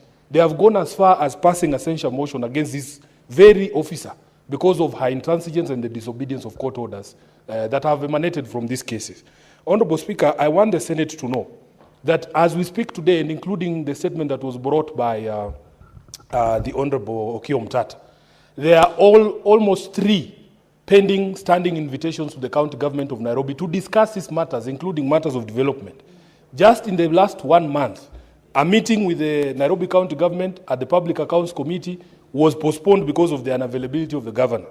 Last week, actually it was Thursday, the committee that has just given a statement here on education, the county government of Nairobi was supposed to appear before the Senate to discuss questions of ECDE development in Nairobi. There are whole wards, Honourable Speaker, including wards like Roysambu, who do not have a single ECD. And I saw the members of the committee who had risen very early to come and listen to the issues, lamenting because the governor just did not appear. Then the devolution committee has invited the governor of Nairobi. We were going to discuss all issues of stalled projects in Nairobi. That meeting was also rescheduled. And I know there is a standing invitation to the County Public Accounts Committee to tour Nairobi to be able to have conversations about the state of projects in Nairobi, including the roads that Senator Omtata has asked about. So I am happy and I'm grateful to the committees of this House because they have come through for the people of Nairobi all the times, especially the Housing Committee. We have sat with them because this thing of the waiver that was supposed to have been in place during COVID is the one that is bringing confusion. Honourable Speaker, the county is unable to compute how much each tenant owns. How much each tenant owes, because there's this confusion. The tenants are saying, but we were given a waiver during Sonko's time. How are you still using that to compute my arrears? So I thank that the committees of this House that we have made an attempt to bring order to Nairobi. But as you can see, Honorable Speaker, we have a lot of pending meetings with committees of this House, and we want to urge the Governor of Nairobi to show up to these meetings so that we can have these conversations for the benefit of our people. I thank you, Honorable Speaker. Thank you, Senator Sifuna. Next is Senator Boni Karwale. Mr. Speaker, I rise to add my voice on the very important statement raised by the Senator of Kilifi in respect of the poor condition of learning infrastructure in schools there. Mr. Speaker, whereas this matter might appear to be a Kilifi issue, it should prick the conscience of this Senate. Where are we with the education of children in public schools in Kenya today? The new system, competency-based curriculum / education, poses serious challenges in terms of affordability, in terms of, Mr. Speaker, availability of teachers, and in terms of lack of classrooms, Mr. Speaker. Mr. Speaker, this matter is so grave. And if you want to appreciate the damage we are causing this generation, just picture this. The Speaker of the Senate, Amason Kingi, came from a public school in Kilifi and ended up being the Speaker and a top lawyer in this country. The Senator of Tana River, Danson Mungatana, came from a public school and ended up being a senator and a top lawyer in this country. Not to mention, Mr. Speaker, the Senator of Kakamega, Dr. Boni Khalwale, came from a public school and I'm a top doctor in this country and a senator. Mr. Speaker, imagine the number of children we are locking out, the number of Kingis, the number of Khalwales, the number of Mungatanas, the number of all of you. We must get it right. Mr. Speaker, as I say this, all our public schools are encouraged by the good pronouncements from the government, namely rolling out decapitation money. That money, Mr. Speaker, is only in the headlines of newspapers. It is only in the beautiful speeches by the ministers. The money for decapitation, but for capitation, the money for capitation, Mr. Speaker, is not on the ground. It's a big challenge. And now we are being told we have 50,000 ghost learners. We have thousands, 33 ghost schools. Where is the government? How can the government allow rich people in Jogo House here collecting money in the name of schools that they own, because they own those schools on computers? We must refuse and call out these civil servants who are collecting money in the name of capitation. Finally, Mr. Speaker, something even more grave is happening in Kilifi. Some religious group is very generous, giving our children lunch, but with a condition that before you take my lunch, you must recite some prayer in some religious organization that I don't understand. Mr. Speaker, this is very sad that at this time of development in Kenya, our children have to eat conditionally based on the fact that they can recite the teachings of some religious organization. Mr. Speaker, I condemn this and I urge this House that we must get our education system in public schools right. Thank you, Mr. Speaker. So now, Senators, because I can see there is no timing, please save some minutes for your colleagues when you get a chance. Senator Beatrice Ogola. Honorable Speaker, I would like to start from where Senator Boni Khalwale has left on the issue of public schools, Honorable Speaker.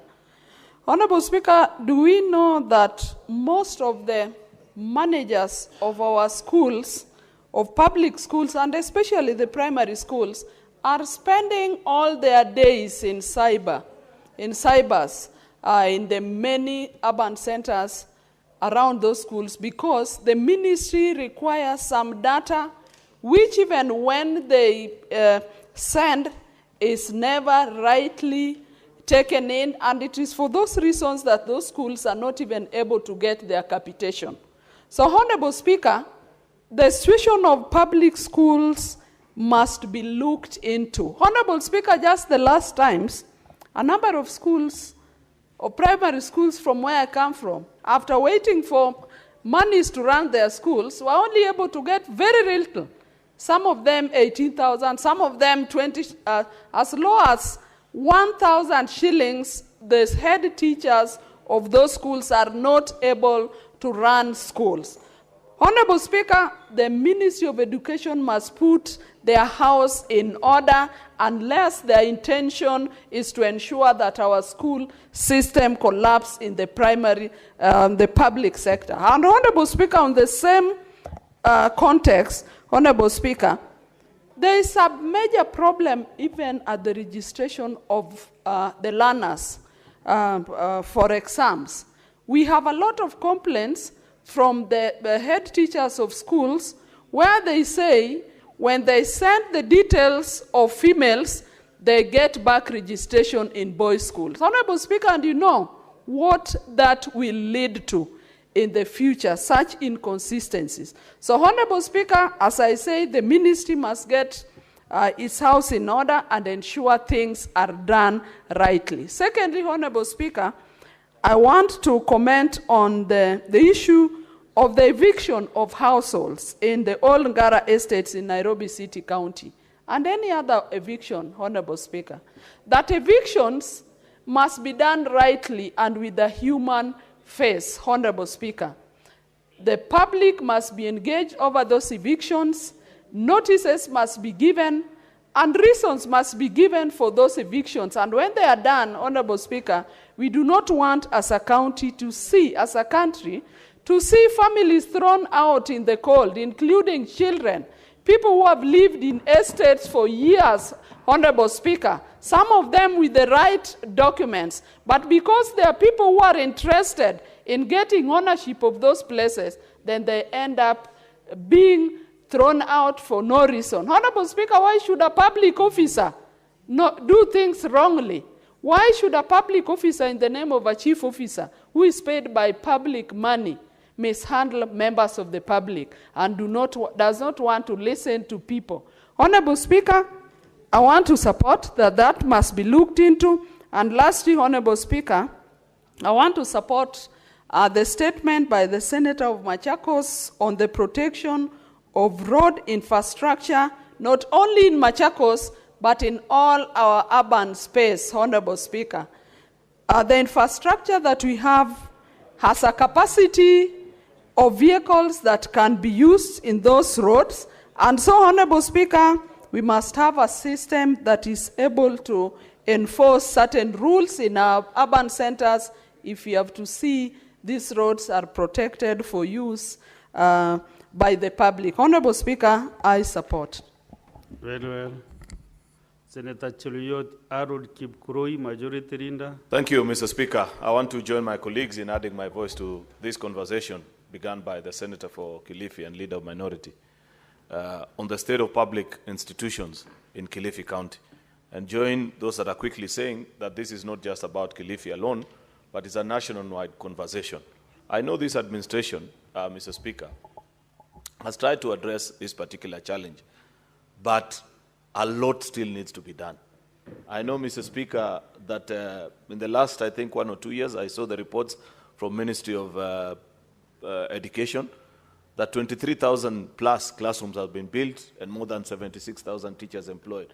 But that is a drop in the ocean, Mr. Speaker, based on the state of education in our public institutions and the desire, Mr. Speaker, to bring it up to the level that it was back in yesteryears when many of us, Mr. Speaker, went through public education. I'm a product of public education, Mr. Speaker, from primary all the way to university, Mr. Speaker. And I shudder to imagine if I had been born in this generation and this was my time to go to school, Mr. Speaker, the quality of the education that I would receive, whether it's comparable to what I got in those years, Mr. Speaker. We must be concerned that despite the fact that education continues to be the biggest consumer of our public budget, I think this year's budget is over 700 billion shillings, Mr. Speaker, we must be able to see where that money is going. I appreciate, Mr. Speaker, what has been done, for example, in the share system. What that share system has brought to this country, Mr. Speaker, is that citizens are now able to see which are these institutions that benefit from monies that have been contributed to the public. I want to challenge the members of the Education Committee that we must push the Ministry of Education to publish the list of the institutions per county that are benefiting from this school capitation, Mr. Speaker, and the number of students in that particular institution, so that we slay this dragon of ghost students and ghost institutions in our public education, Mr. Speaker. 700 billion shillings is not small money. We need to see, Mr. Speaker, the value for that particular money. And the only way, if we can get to know if indeed Kenyan taxpayers are getting value for money, Mr. Speaker, is if this information is made public, Mr. Speaker. And I believe with all these schemes and NEMIS, these public infrastructure, IT systems that the Ministry of Education keep talking to us about, isn't it time that they lay this information out in the public so that I know in Kericho County, Mr. Speaker, what is the number of public institutions that are receiving the portion of this 700 billion, how many students are being catered for, so that if, Mr. Speaker, there are ghost institutions, the people, the young people, and all the guys that consume public information, Mr. Speaker, will be quickly able to point out. This same conversation about our public institution is the same mess that was created out of the desire to turn institutions that societies fundraised for, Mr. Speaker. I know you grew up in a generation where people used to fundraise for public institutions long before the days of CDF, and you contributed your cows, your goats, your sheep. Then after a certain number of years, there was a change in policy, and you are told those institutions have now been converted to quote-unquote national schools, Mr. Speaker.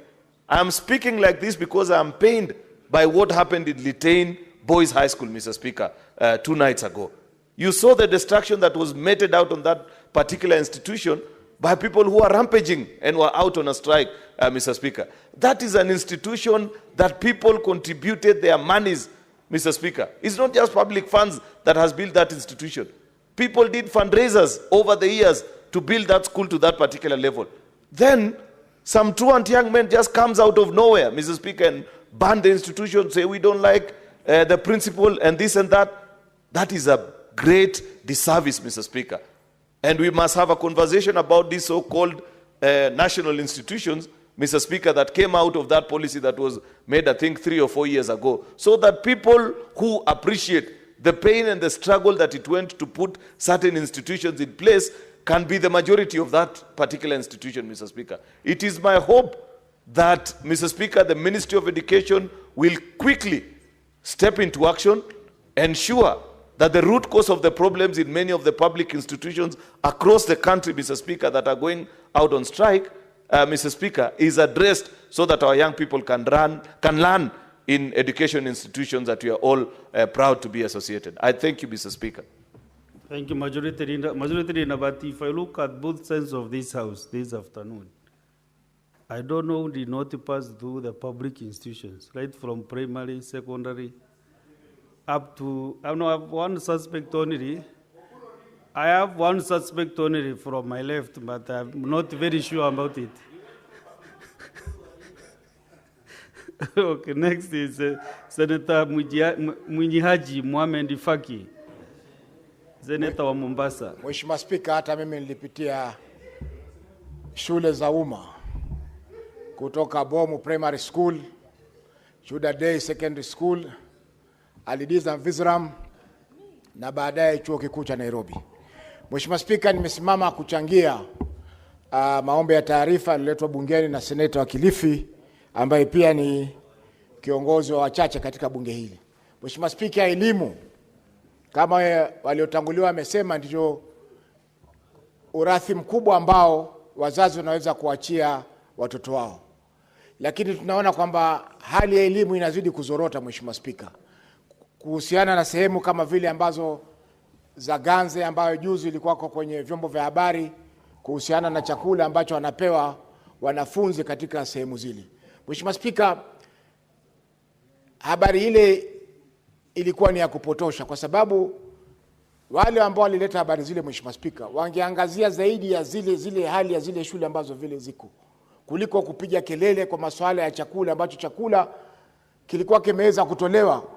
Lile shirika limeweza kutoa chakula katika maeneo yale kwa zaidi ya miaka 4 na hakuna alilalamika kwamba mtoto wake amerudi nyumbani akasema kwamba leo amekuwa Hare Krishna ama leo amekuwa Muislamu ama leo amekuwa Mkristo. Hakuna mtu ambaye asema hili. Lakini watu wamechukua jambo la dini kulipotosha ili wanafunzi sasa wameweza kukosa chakula katika maeneo yale.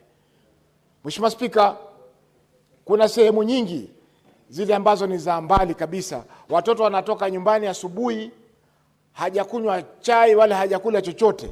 Anakwenda shule mpaka jioni, kile chakula atakachokula jioni ndio chakula peke yake ameweza kupata kwa siku ile.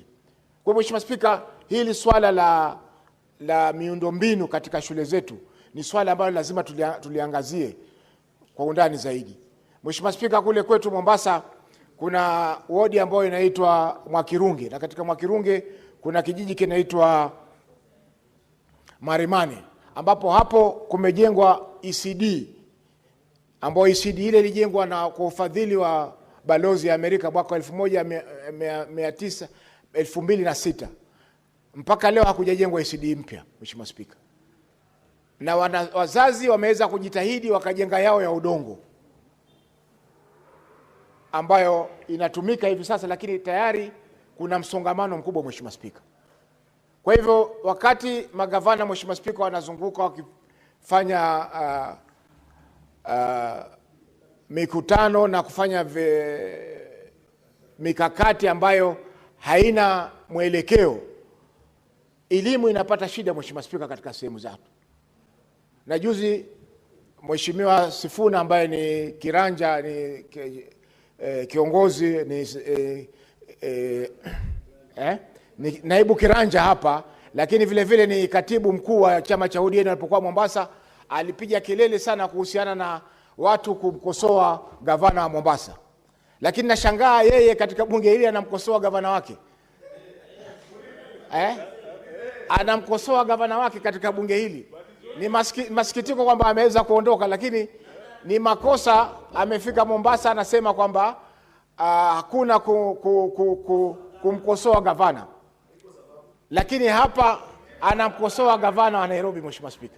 Kwa hivyo tunasema lazima magavana wamulikwe, lazima wamulikwe kwa sababu ndio kazi ambayo tumepewa sisi maseneta. Lazima tuamulike na kama kuna makosa yafanyike. Nilifurahi juzi wakati Seneta Mohamed Foi, kuna hoja ya nidhamu hapa kutoka kwa seneta wa Homa Bay. Seneta Kajwang. Nilikuwa nataka Bwana Spika, je, ni nidhamu kwa seneta wa Mombasa kumkashifu seneta wa Nairobi kwamba yeye huwa azungumzi maneno yakienda Mrama Nairobi, lakini maneno yakienda Mrama Mombasa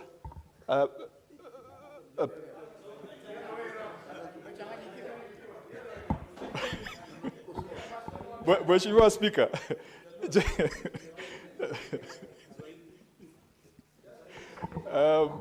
am I allowed to change the language midstream?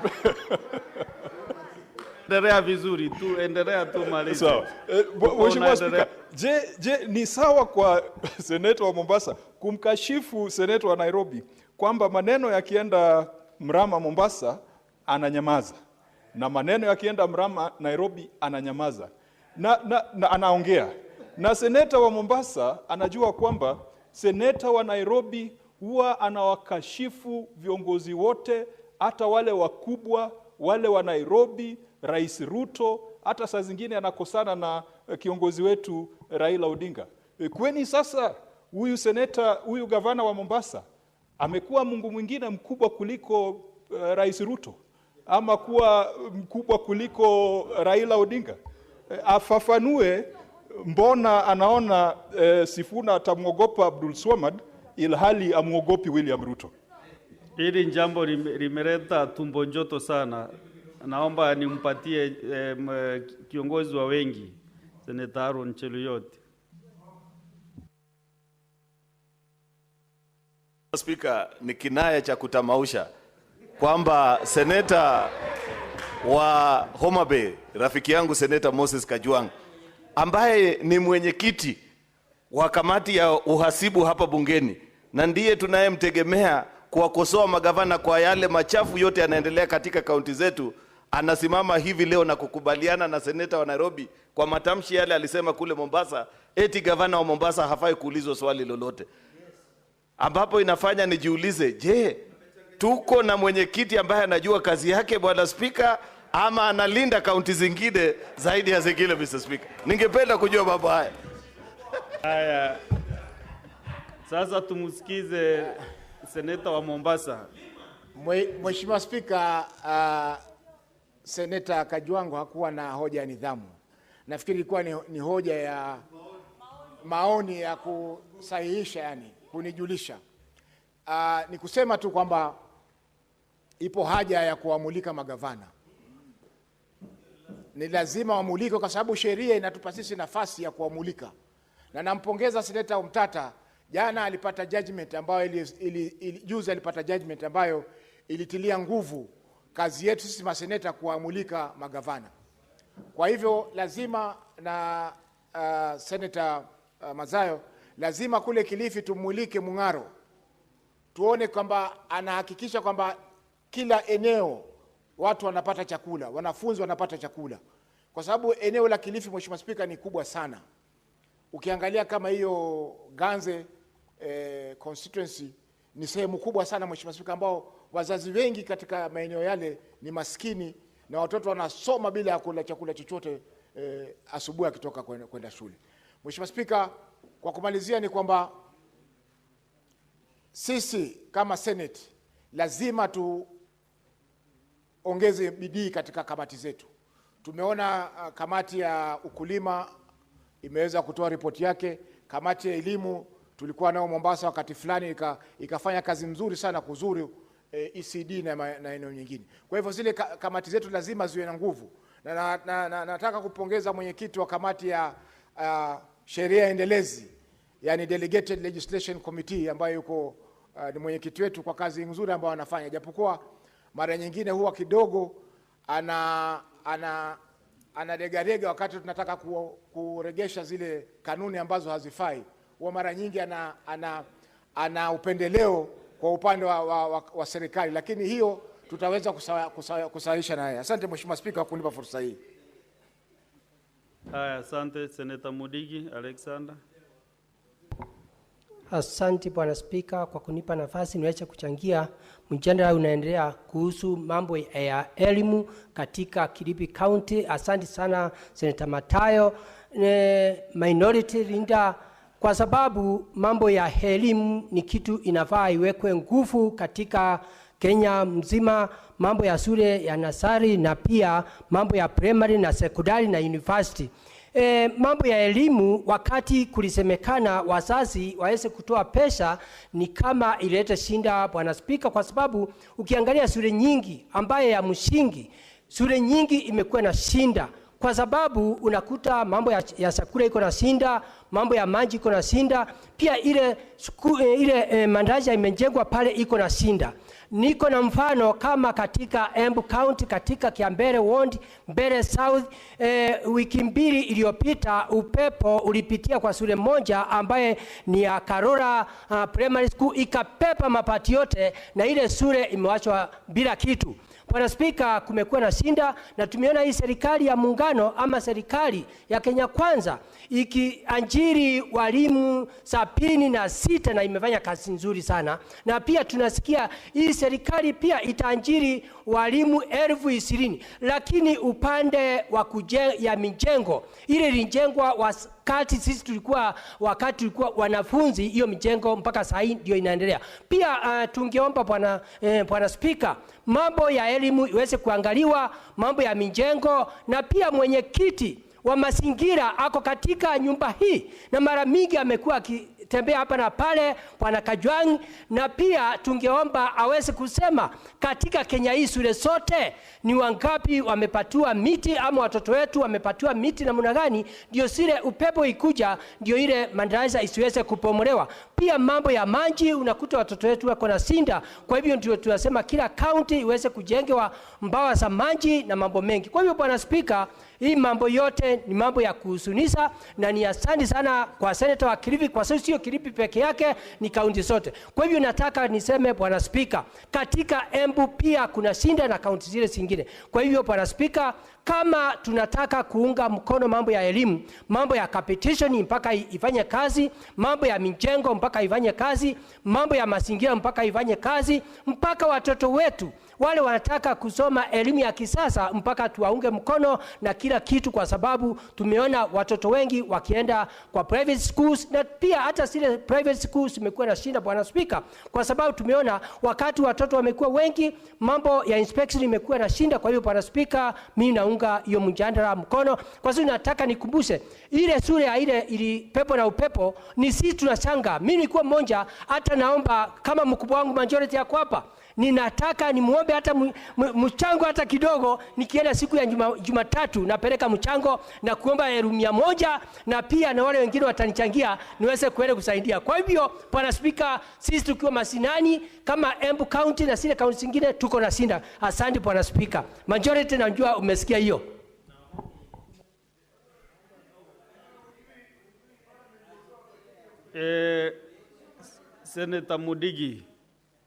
Seneta Mudigi, hii nyumba sio ya kutafuta hera ya kwenda kwa mashule.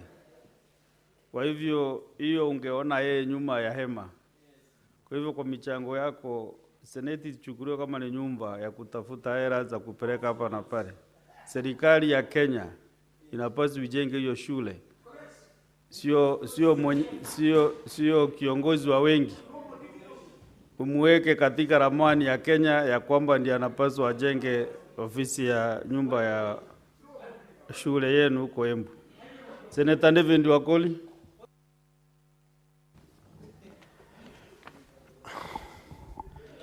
Thank you Honorable Speaker kwa nafasi ambayo umenipa kuchangia hoja ambazo wenzangu wameweza kuchangia, hususan ubomoaji wa maeneo ya makazi ya Wakenya katika maeneo mbalimbali hapa jijini Nairobi.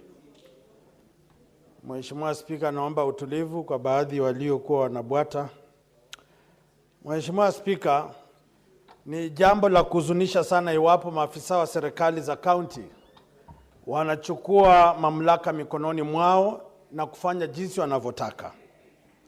Ningeomba kamati husika ya kamati ya nyumba, miradi na miundombinu, Mheshimiwa Spika, iweze kumuita gavana na makatibu hawa ili waweze kuelezwa jinsi serikali inafanya kazi.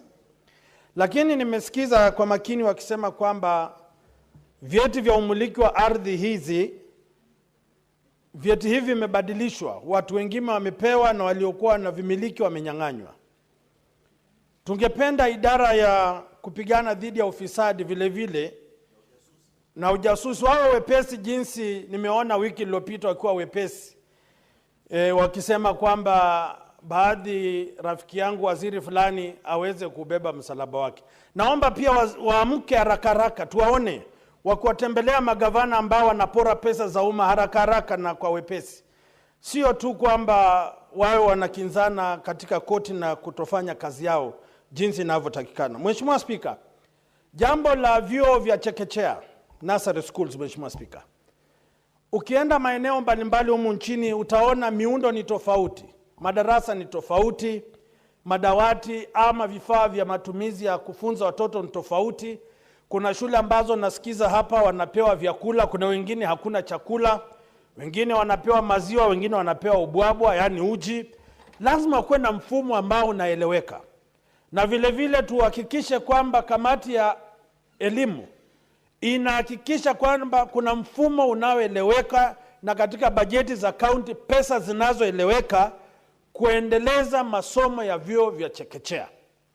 Lakini wapo tutakuwa tunatoa tu hoja hapa bunge, Mheshimiwa Spika, kuwafurahisha Wakenya kwamba tumekasirika, Mheshimiwa Spika, na kutoa misamiati mizito. Hatuwasaidii watoto. Lazima katika bajeti tuone fedha, lazima katika utekelezaji wa miradi hii tuone ripoti, ili watoto wanapokuwa tunaweza kusema kwamba kweli tulitunga sheria, tukafuata na masomo yakaendelea. Mheshimiwa Spika, kaunti hizi lazima pia ziweke fedha katika vyuo anuwai. Kwa kimombo tunasema polytechnics, Mheshimiwa Spika. Wamejikita katika kuweka miradi ambayo wanapata kipato cha haraka. 10% ama 20% ya kandarasi wanaletewa hela, Mheshimiwa Spika. Lakini hawaweki fedha kwa miradi ambayo inasaidia watoto wa nchi ya Kenya. Vijana kule nje ukienda, Mheshimiwa, katika kaunti, vyuo anuwai, Mheshimiwa Spika, havina wanafunzi, havina vifaa vya kufunza, hakuna madarasa. Mheshimiwa Spika, ni kinaya kwamba tunasema ugatuzi unaafiki matarajio ya vijana. Lazima tuhakikishe kwamba vijana hawa wanapewa vyuo anuwai ambavyo wanasoma na vile vile wanaweza kutafuta ajira baadaye. Mheshimiwa Spika, nikimalizia, swala zito la usafi wa jiji la Nairobi, barabara hapa Nairobi, taa hapa Nairobi, maji machafu na takataka hapa Nairobi. Hawa viongozi wote ambao wako hapa, Mheshimiwa Spika, wako na makazi hapa Nairobi na wana haki ya kuzungumza kwa niaba ya watu wanaoishi katika maeneo wanaoishi. Na tunapozungumza hivi ni muhimu gavana wa Nairobi ajue. Juzi, Mheshimiwa Spika, naomba kiongozi wa wengi, Mheshimiwa Aaron, juzi Mheshimiwa Raila Amolo Odinga aliturai kwamba tuachie viongozi wa wadi nafasi kumulika na kuatia msasa magavana, kutia msasa magavana. Ghafla tukagundua kwamba walipoanza kupandisha sauti na kunyosha palipo kelele, wakaambiwa enda pole, punguza sauti. Sijui ni sauti unapokula utoi sauti, ama unapotoa sauti unafinywa. Lazima viongozi wa wadi wapewe nafasi kupambana na magavana madhalimu kama huyu ambaye tunaona hapa Nairobi. Mheshimiwa Spika, usiku huwezi tembea hapa Nairobi. Either utakutana na kinyezi hewani ama kwa mashinani, utakutana na majitaka barabarani, utakutana na giza mahali ambapo huwezi tembea, na huku watu wanataka tu, unajua, na kuna wacha mambo. Mheshimiwa Spika, kaunti ya Nairobi, Wakenya wote kutoka tabaka zote wanaishi hapa Nairobi, na nina haki ya kusema kwamba ninahuzunika na wapiga kura wa Nairobi. Ninaonea huruma, na iwapo tunapenda Kenya hii lazima tuseme ukweli. Hata kwangu Bungoma kuna shida, na lazima tupambane na hao watu, awe mpande wa serikali ama sio wa serikali. Mugala muwe na haki mpe. Kaende Mheshimiwa Spika, naomba kwamba ukweli usemwe. Sasa malizia. Naomba Mheshimiwa Spika, najua wengi wamekwazwa mioyo, naomba niwachie hapo, tutakutana baadaye.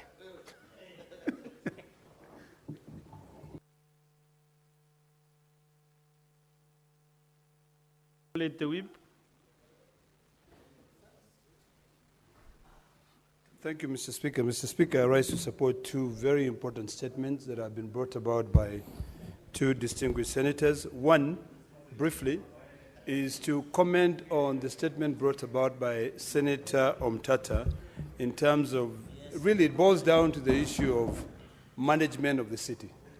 Mr. Speaker, before this constitution, during the BBI period, some of us had seen an opportunity to be able to bring in positive change to how a city like Nairobi is managed.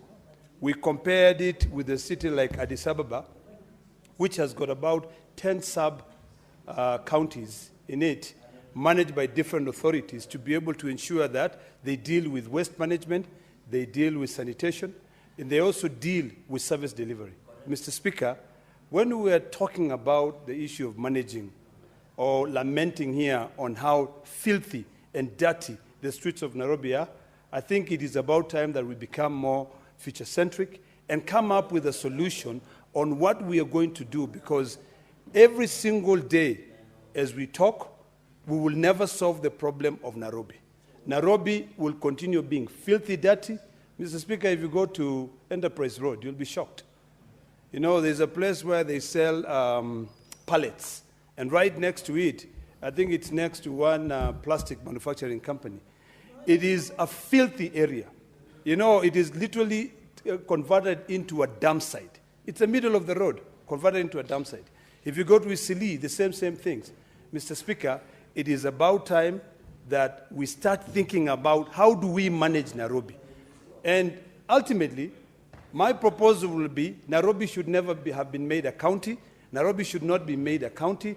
Nairobi should be made a capital city that is managed like other big capital cities are managed, a city like Addis Ababa, a city like Washington, D.C., because what is happening right now, we have been told of problems. Earlier on, the Senator of Nairobi was talking about the issues of post-COVID, when people, houses, when they were given a waiver because of the hardship. Then later on, now we have changed the strategy.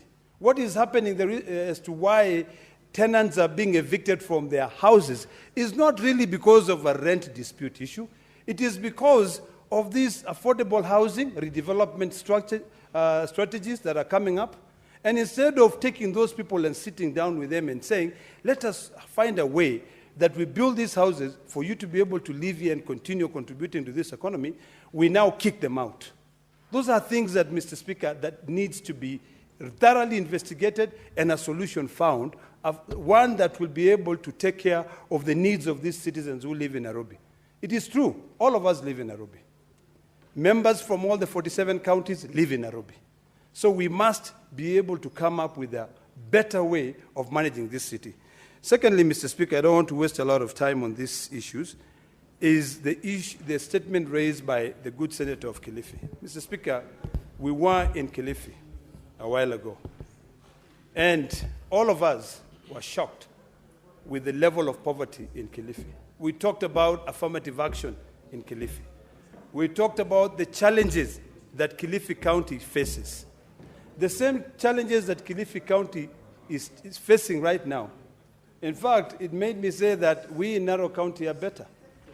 Because when you look at the schools, the issues that have been raised here, Mr. Speaker, by the distinguished senator from Kilifi are issues that requires us to be very keen on also following up. Number one, why is it that in Kilifi, and not only Kilifi, but in a lot of rural counties, maybe Tana River, maybe even part of Narok, the Ministry of Education has not fully carried out an audit to find out how deplorable primary schools are and put a budget based on counties, not just a budget based on who you know. A lot of governors are now building primary schools. That is not their responsibility. That is the responsibility of the national government. So the issue, the first issue that the senator raises is an issue that requires us to follow up. The ministry, the Committee on Education should follow up to ensure that that matter of deplorable schools, primary schools in Kilifi, is taken care of. Number two, Mr. Speaker, the distinguished senator raised an issue of food for kids. It is true, recently we saw a video in social media, in the mainstream, where kids were being asked to recite Hare Krishna for them to be given food. For that, Mr. Speaker, I only have to go to the Bible, and I'm happy that the pastor is here. I think it is Matthew 3:6, where it says that you should not let your left hand know what your right hand is doing. When you give, give in secrecy. You know, if you're willing to give, whoever has gone there, don't force the kids to recite, you know, so that you can be able to give them food. I was sitting down here and we were discussing it with my minority leader, and he said a long time ago, some of us were being told to go to to school, and we have to be able to do the Lord's Prayer before we're given food. Is that right? That is not right. Why are we still poor in this country? Why can we not be happy with what we have and we share among each other? The amount of money that goes to Kilifi is a lot of money.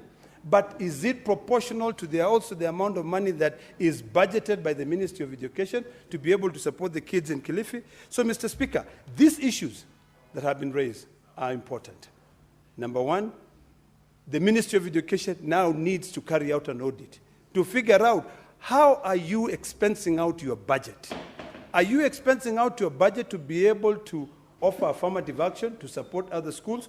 Or number two, what can we do to ensure that these kids who cannot afford a meal are actually taken care of? Those are issues that I hope will not disappear in this statement as we try to sensationalize the issues of poverty in the country, that we follow through, and I hope our committee will do the same. Thank you, Mr. Speaker.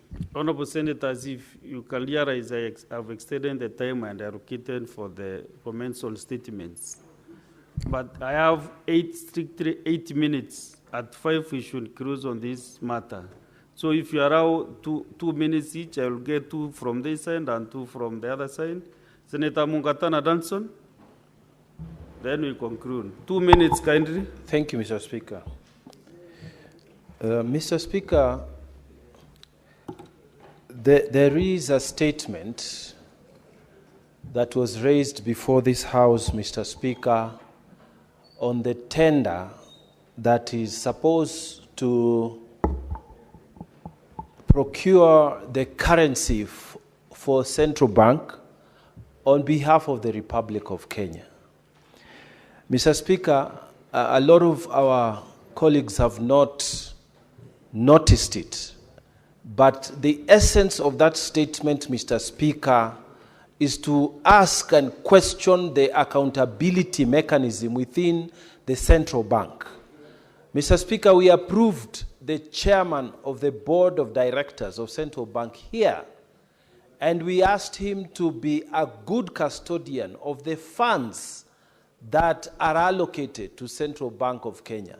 Mr. Speaker, to hear that they have removed the people who used to produce the currency in this country, they have used some mechanism that is dubious, a procedure that is not clear, a mechanism that is not following the law on procurement. And that has costed the taxpayers millions more than the previous contractor, Mr. Speaker, is a question that should concern all of us. That they have short-circuited the system so that they covered themselves under the shred of security to short-circuit the system. Mr. Speaker, I urge the chairman of the Committee on Finance to really go into the depth of this. We want to know the truth. Kenyans want to know the truth. Anything that has to do with money, Mr. Speaker, in these hard times, we want to know the truth. And we want to know the owners of the companies who have been favored and who are the real owners behind those companies. Because this country, Mr. Speaker, if we are to fight corruption, we must fight corruption at all levels, even at the level of Central Bank of Kenya. If the Auditor General is raising questions, Mr. Speaker, they should be the first persons to run to come and explain themselves before the committee of the Senate. Mr. Speaker, I urge the committee to call them as of yesterday so that this statement can be disposed of. Kenyans are worried that even the central bank itself is procuring in a manner that is costing them money, and yet we could have done an easier procurement. And it is not transparent, Mr. Speaker. This is the biggest economy in East and Central Africa. How can the Central Bank of Kenya behave in a manner that is not transparent? Mr. Speaker, I urge that the committee goes to the depth of this matter so that Kenyans can know the truth. I thank you, Mr. Speaker.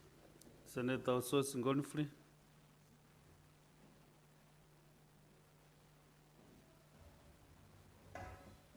Thank you, Mr. Speaker. Mr. Speaker, I wanted to make a comment on the statement by Senator of Kilifi regarding the school infrastructure in Kilifi. Mr. Speaker, it is sad that we hear that some counties do not have proper school infrastructure. And we have been made to believe, especially in this house, that the CDF is doing wonders. It is ensuring that we have good infrastructure in school. And I've been saying the only fund that is working in this country is CDF fund. The county, the money that goes to the counties is not doing anything. But now when you hear examples from counties like Kilifi, that the schools are in deplorable conditions, Mr. Speaker, then you begin to question that narrative that of CDF, Mr. Speaker. Mr. Speaker, even in my own county, I have visited many schools that have very bad infrastructure because of poor workmanship of some of the projects under CDF. And you go there and you are being asked to give some money basically to repair buildings, your own money as a senator, knowing very well senators do not have a fund. Mr. Speaker, I think this is the highest moment that we need to question this CDF. Because this CDF is just a political money to help members of the National Assembly run around over the weekend, pretending to launch projects which they are not even indicating that they are a project of government of Kenya. Some of them are even given bursaries and saying they are the ones giving bursaries. Mr. Speaker, I think this Senate should take this matter very seriously and question the existence of this CDF, Mr. Speaker. Mr. Speaker, as a deputy party leader of ODM, I support my party leader when he says that this CDF must be rechanneled to our counties. So that money, we will now question the governors how they are using that money. Because CDF, when you see the members of the National Assembly fighting harder to retain CDF, then you know there is something they're trying to hide, Mr. Speaker. Mr. Speaker, something has to be done, and I want to join the Senator for Kilifi to say that it is not just Kilifi. Many other counties have challenges with the school infrastructure because of, one, the way the CDF is distributed in the constituencies, two, the quality of workmanship on the buildings that are done by some of the CDF committees, Mr. Speaker. After 1 or 2 months, you hear the floor has gone. So the principal will now start running around and saying he needs money to repair a floor. And someone has been paid for that money, Mr. Speaker, to do that work. So I think this is an eye-opener, and I want to request the Committee of Education to not only focus on Kilifi, but all the other counties, Mr. Speaker, so that we can have a report, a serious report, that will indicate the performance of CDF in matters of school infrastructure across the country, Mr. Speaker. I support. Okay, Senator Chalagay Samson. Thank you, Mr. Speaker. From the onset, I want to say on the issue of Nairobi, Mr. Speaker, I think let us not waste time. Mr. Speaker, Nairobi is pathetic, Mr. Speaker. It's a crime scene. Mr. Speaker, I wish the members of County Assembly of Nairobi should have impeached Governor Sakaja a long time ago. Because this city, Mr. Speaker, when you drive around, it is in total chaos messed, Mr. Speaker. You go to Isili, you go within downtown CBD, Kilimani, and many areas, Mr. Speaker. In fact, to make it worse, Mr. Speaker, the information I have is that even the governor has relocated from official office of the governor here in the CBD to go to Riverside in Westlands, which is hampering access to the public to seek for services, Mr. Speaker. I want to appeal, Mr. Speaker, that even as we go into the future, MCS must do their job, Mr. Speaker. In fact, if you look at the performance, I saw the other day, Mr. Speaker, let me use an example because I sit in Public Accounts Committee.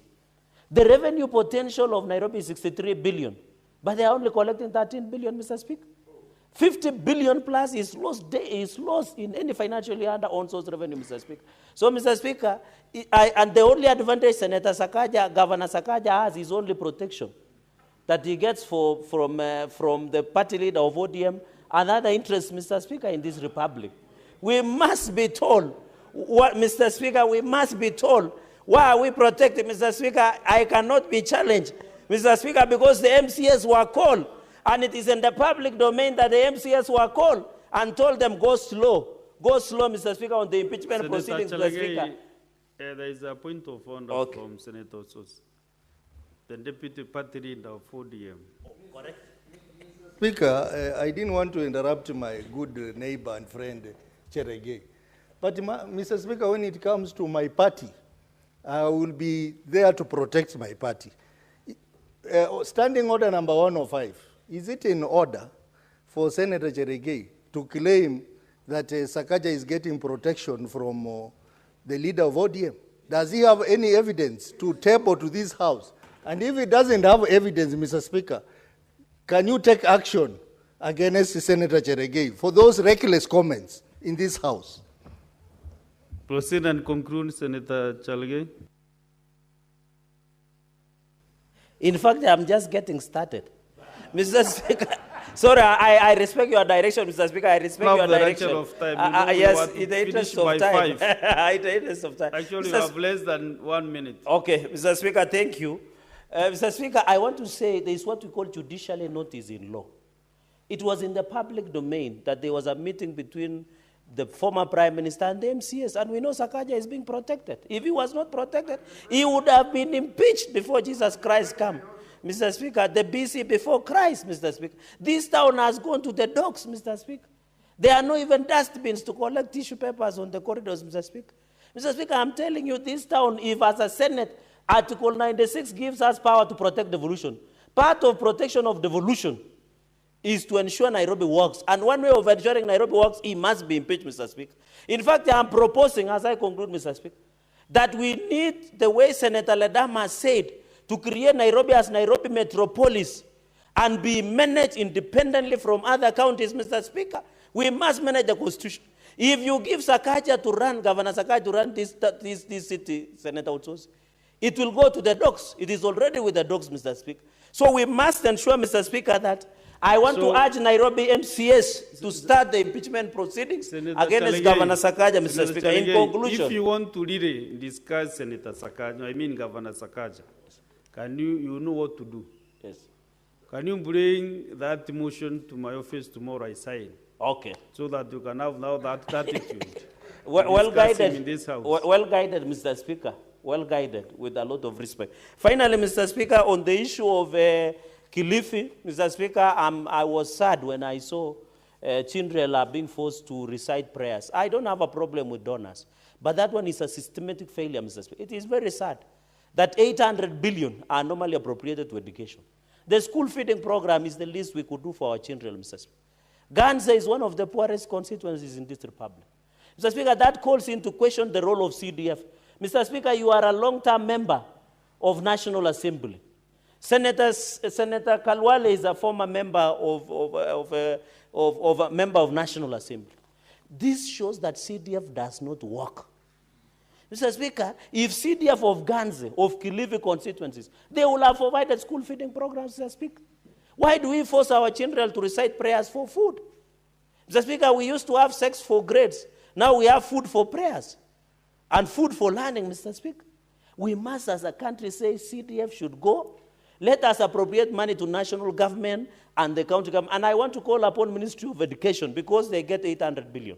We saw the other day Ministry of Education telling us there are 50,000 ghost students. 50,000, Mr. Speaker. Yet some children in Kilifi cannot get food, Mr. Speaker. Even Uji. And therefore, Mr. Speaker, I want to challenge that we are very empathetic. As you conclude. Let me conclude, Mr. Speaker. You know, I'm getting emotional because it's about the people of Kilifi. Many young children, Mr. Speaker, and we stand with the minority leader, Mr. Speaker. Even if it means for us as a Senate to get something, but we must call the Ministry of Education to hear, Mr. Speaker. With those very many remarks, Mr. Speaker, I support all the statements that have been brought today. And also next time also you give a case stand of Nandi County. I'm very sympathetic to senators who have been around waiting to make comments. Senator Mofire, 2 minutes kindly. Honorable Speaker, And thank you then very much, Senator Speaker, Enoch, we conclude that. for this opportunity. Honorable Speaker, we need to have a very deep discussion about the state of our public schools and institutions in this country, Honorable Speaker. And I want to outright respond to the statement by my very good friend and my teacher, Senator Fukarifi. The other day, Honorable Speaker, Tharaka-Nithi was in the international news. We had very, very, very, very bad schools, manned ward schools, paraded in all the Pindi houses in this country. I personally went to those schools. Honorable Speaker, those schools, they are not even fit for human habitation. Actually, Honorable Speaker, they are supposed to be condemned. Children are running under trees. Very many schools. By the way, I want to thank the ministry because they sent some people there. They confirmed quite a number of, actually around 46 primary schools in the Raka constituency are not even fit to have children in those schools. Normally, Honorable Speaker, whenever I go home, I normally take a lot of time to interact with those institutions. Honorable Speaker, we need to have a discussion as a House, through the Education Committee, and we want to interrogate, where does this capitation money go? Do we have a policy where we're supposed maybe to equalize?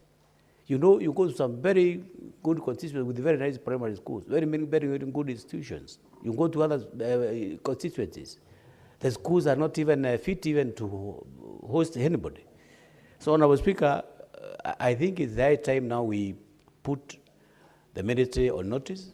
We must have a policy as a House to make sure that our children enjoy the right to have better facilities in their jurisdictions.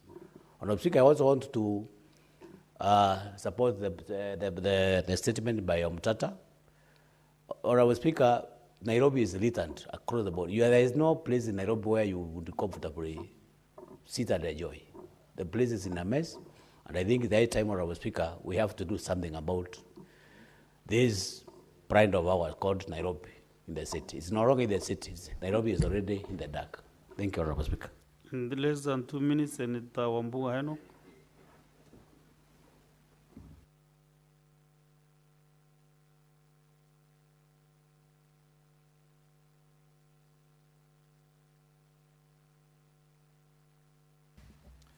Mr. Speaker, I stand to really support the statement by my leader, the minority leader, Senator Mazayo, on the state of schools infrastructure in Kilifi County.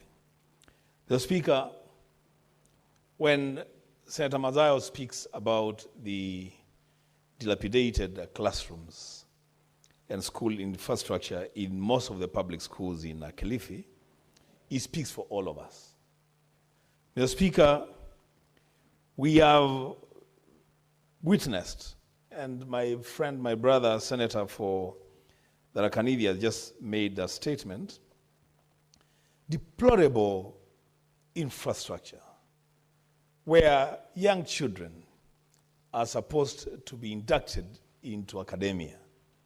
Structures that actually pose a risk to these children.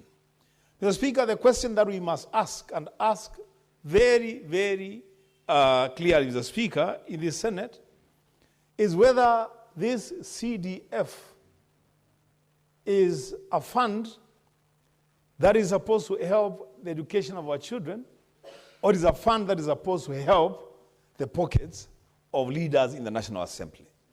Mr. Speaker, I say this because I have personally borne witness to a lot of mess going on, Mr. Speaker, in public primary schools and secondary schools in my own county. Just last week, Mr. Speaker, and these things must be said for what they are. I attended a function last weekend. And the secondary school has been blown up. The roof has been blown up by wind. And there is no money to repair the roof. Mr. Speaker, I had to give 50,000 shillings from my pocket to repair the roof of an administration block at Kanzigo Secondary School. Mr. Speaker, I have had to go into my pocket and give money to construct classrooms to get children learning under trees to access a classroom. And Mr. Speaker, the things that we are doing, we are forced to do as senators and other leaders are things that we are not supposed to be doing if CDF is still in operation. Lastly, Mr. Speaker, this thing about school feeding program, it's a shame. It's a shame, Mr. Speaker, that a donor would demand of children to recite a prayer for them to get food. Food of all other things, Mr. Speaker. And the question that I ask again about CDF, if public schools, ECDs, run by county governments, if the county governments are providing food, even if it is uji, to the young kids in ECDs, and the kids in lower primary and upper primary can't access food. The Speaker, what kind of discrimination is this? That you have in one setting some kids who are getting access to some food, and in the same setting, there are students who cannot access a food. The Speaker, we must streamline our operations as a country and as leaders. Thank you. Next order.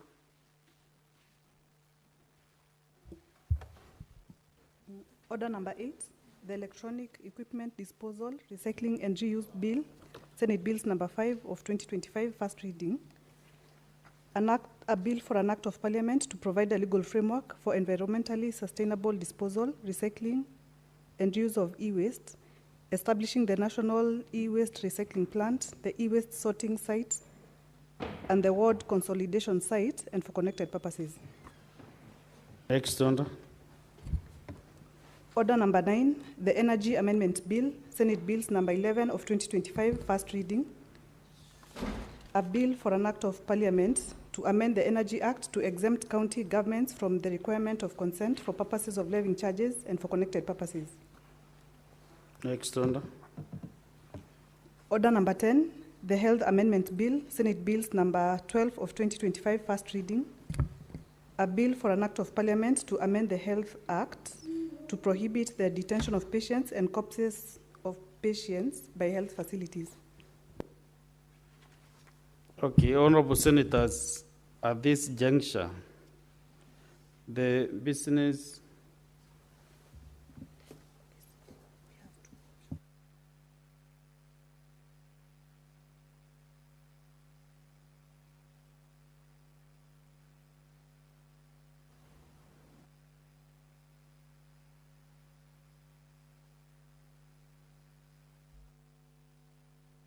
So, honorable senators, I was saying at this junction to reorganize the order of business. We reschedule business appearing as order number 11.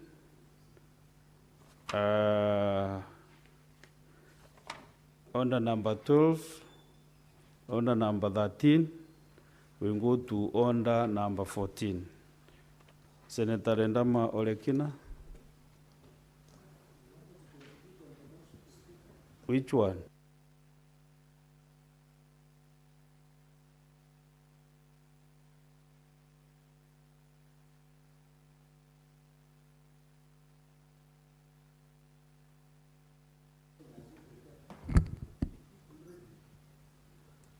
Order number 12. On my screen, I have Senator Chalage Samson. Wait for the clerk to call the order first. Order number 12.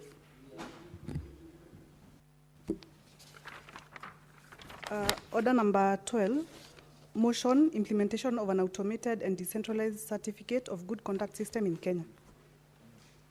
There's a senator who was contributing.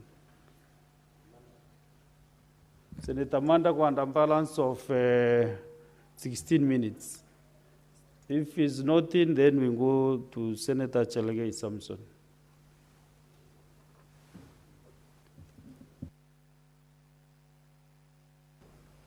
Mr. Speaker, as Senator Lidama prepares for his bill, let me make a few following comments. Mr. Speaker, you know, it's very unfortunate as I rise to support this motion on the automated and distributed certificate of good conduct. Mr. Speaker, if there is one thing that is consuming most of the young people's income, and they don't have jobs, is after you apply for a job and you are shortlisted for interview, you need KRA clearance. You need Higher Education Loan Board clearance. You need certificate of good conduct, Mr. Speaker. If you look cumulatively plus transport, before a young person in Kenya, at an average, to appear before an interview, they need around 10,000 Kenya shillings. That's 100 US dollars, Mr. Speaker. This is very unfortunate that today we are still discussing access to government service, Mr. Speaker. It is very ironical, Mr. Speaker, that we are discussing access to certificate of good conduct, Mr. Speaker, being automated, yet we pride ourselves, Mr. Speaker, on the fact that we are saying, Mr. Speaker, that certificate of good conduct, Mr. Speaker, needs in one way or another to be made accessible to most of our young people, Mr. Speaker. You know, they pay like 1,000 shillings. In fact, to be precise, is 1,050 shillings, Mr. Speaker. How many young people in Kenya do they have that amount, Senator Kilifi? Mr. Speaker, we must agree that the certificate of good conduct, with the advanced technology, Mr. Speaker, today we pride ourselves with the issue of e-citizen. Mr. Speaker, we pride ourselves with Huduma centers, including in Kilifi town, in Kapsabet town, Mr. Speaker. Why should we make young people, Mr. Speaker, to come all the way to DCI headquarters? People from Turkana, Mr. Speaker, from Migori, from Nandi, from Kilifi, from Meru, come and try and access certificate of good conduct at DCI headquarters, Mr. Speaker. It is so tedious. It is littered with corruption, Mr. Speaker. Even the payment of 1,000 shillings and 50 shillings to access certificate of good conduct is punitive, Mr. Speaker. If we want to protect our young, and me, I ask myself, Mr. Speaker, my mind, I always ask myself, Mr. Speaker, if we have all the biometric information through e-citizen, through government processes, government registration, Mr. Speaker, you know we have something called Kenya National Bureau of Statistics, KNBS, which has all our data. Mr. Speaker, Kenyans have taken identity card when you reach 18 years. Why is it hard, Mr. Speaker, to check your details by government online? Mr. Speaker, why should we subject young people to go and look for certificate of good conduct, Mr. Speaker? I think we are being unfair to the young people of this country, Mr. Speaker. It is tedious. It is littered with corruption. It is manual, Mr. Speaker.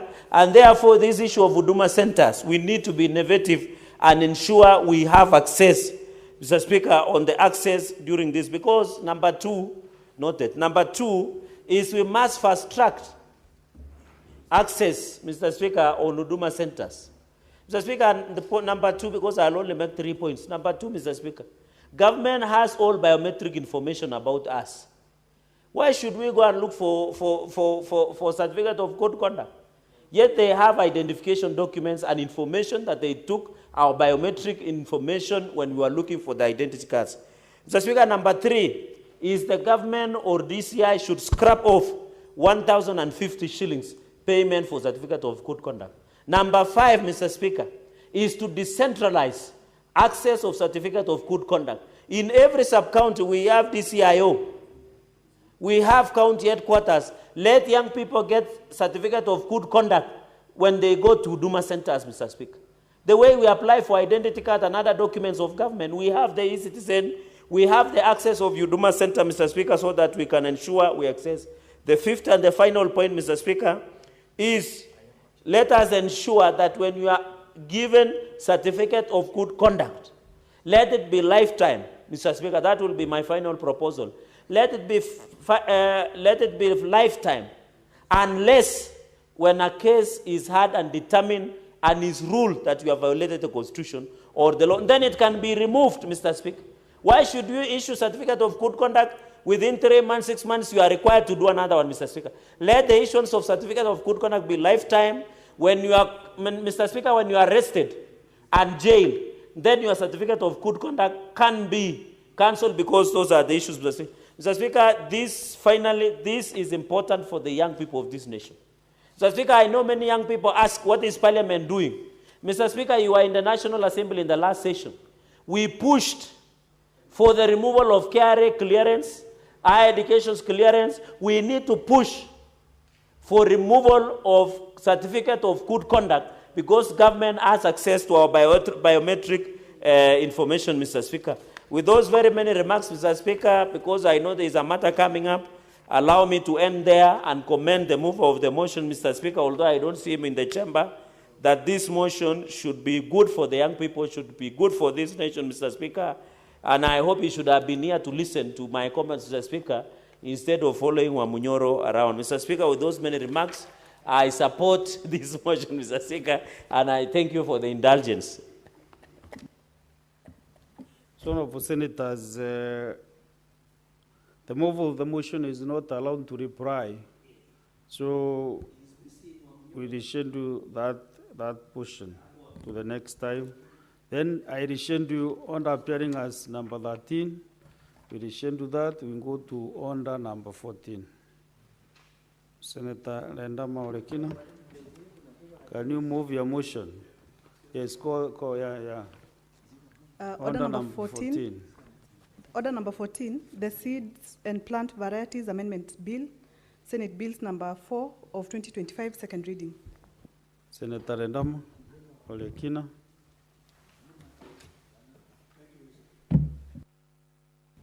Thank you, Mr. Speaker. Mr. Speaker,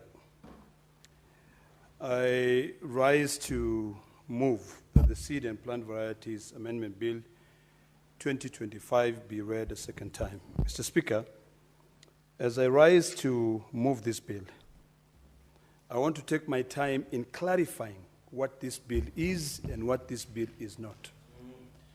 Because there's been a lot of negative debate, which is sponsored by KEFIS, in the local medias on what this bill is and what this bill is not. First of all, I want to reiterate the fact that as a country, we must support innovation. We must support local-based solutions to be able to solve our problems. I've got a few facts, Mr. Speaker, that I want to put out across before I get into the bill. That will be able to help people understand this bill. Mr. Speaker, CAP 326 is the Seed and Plant Variety Act, which was designed to be able to set guidelines on how seeds should be certified, as well as to regulate all transactions involving seeds and plant varieties in Kenya. Mr. Speaker, when we talk about seeds, seeds are very, very, very emotive, and they're also very important, interest-building all around the globe. Mr. Speaker, we have two organizations that regulates or that comes up together to be able to promote seeds, really the economy of seeds around the world. And when we talk about seeds, there are companies that if you mention seed, they will do whatever it takes to make sure that they stop you from making any move because that is their bread and butter. We have two main organizations which are very clear. One is the OECD. OECD is a club of 38 countries around the world. These 38 countries around the world starts from Australia and they go all the way down to the United States. If you go to the internet, and I want to persuade Kenyans to take the time and ask themselves which countries comprises of the OECD members. And they will see that not a single African country is a member of OECD. The work of the OECD, the primary difference between this organization is that OECD is a broad economic forum for developed countries. And this is where KEFIS, which is the service that has been given powers by this CAP 326 to be able to regulate and to ensure that seed varieties in Kenya meet standards, subscribe to. We have a different one, Mr. Speaker, which is called the UPOV. This one, Mr. Speaker, first of all, before I go to the UPOV, I want to reiterate that Kenya is not a member of the OECD. The only thing that Kenya does is that when you go to a meeting called upon by OECD, you literally sit there, like we recently did when we went to Hyderabad in India, a trip sponsored by KEFIS to try and convince me to drop the seed. You sit there just to say this is how we do it in our country, so that you can contribute to how policy should be developed to support these countries that produce seeds and sells abroad. Essentially meaning Kenya will no longer be a seed producer, but a consumer. So, Mr. Speaker, to get into the issues of the bill, is that the principal objective of my bill, Seed and Plant Variety Act, Cap 326, is to introduce a standard-based and registration system administered by the Kenya Bureau of Standards. And I want to stop there, Mr. Speaker. Currently, every seed certificate in this country, regulation, is being carried out by KEFIS, which is a service. Now, Senator Ledamo Olekina introduces a new bill that introduces another regulator, which is KEBS, Kenya Bureau of Standards. In fact, someone would say, why are you complicating matters? Why is it that you do not want to support KEFIS to be able to regulate these seeds? And my answer is very simple, Mr. Speaker. Currently, it takes up to 4 years for any seed company in this country to develop a seed and put it into trial for them to be certified by KEFIS that that seed is good for human consumption. What negative effect does that have, Mr. Speaker? Is that, number one, KEFIS is not designed based on their practice, their bureaucratic bottlenecks, to support local innovation. Their task is one, to protect the OECD members, who are an international community made up of 38 countries.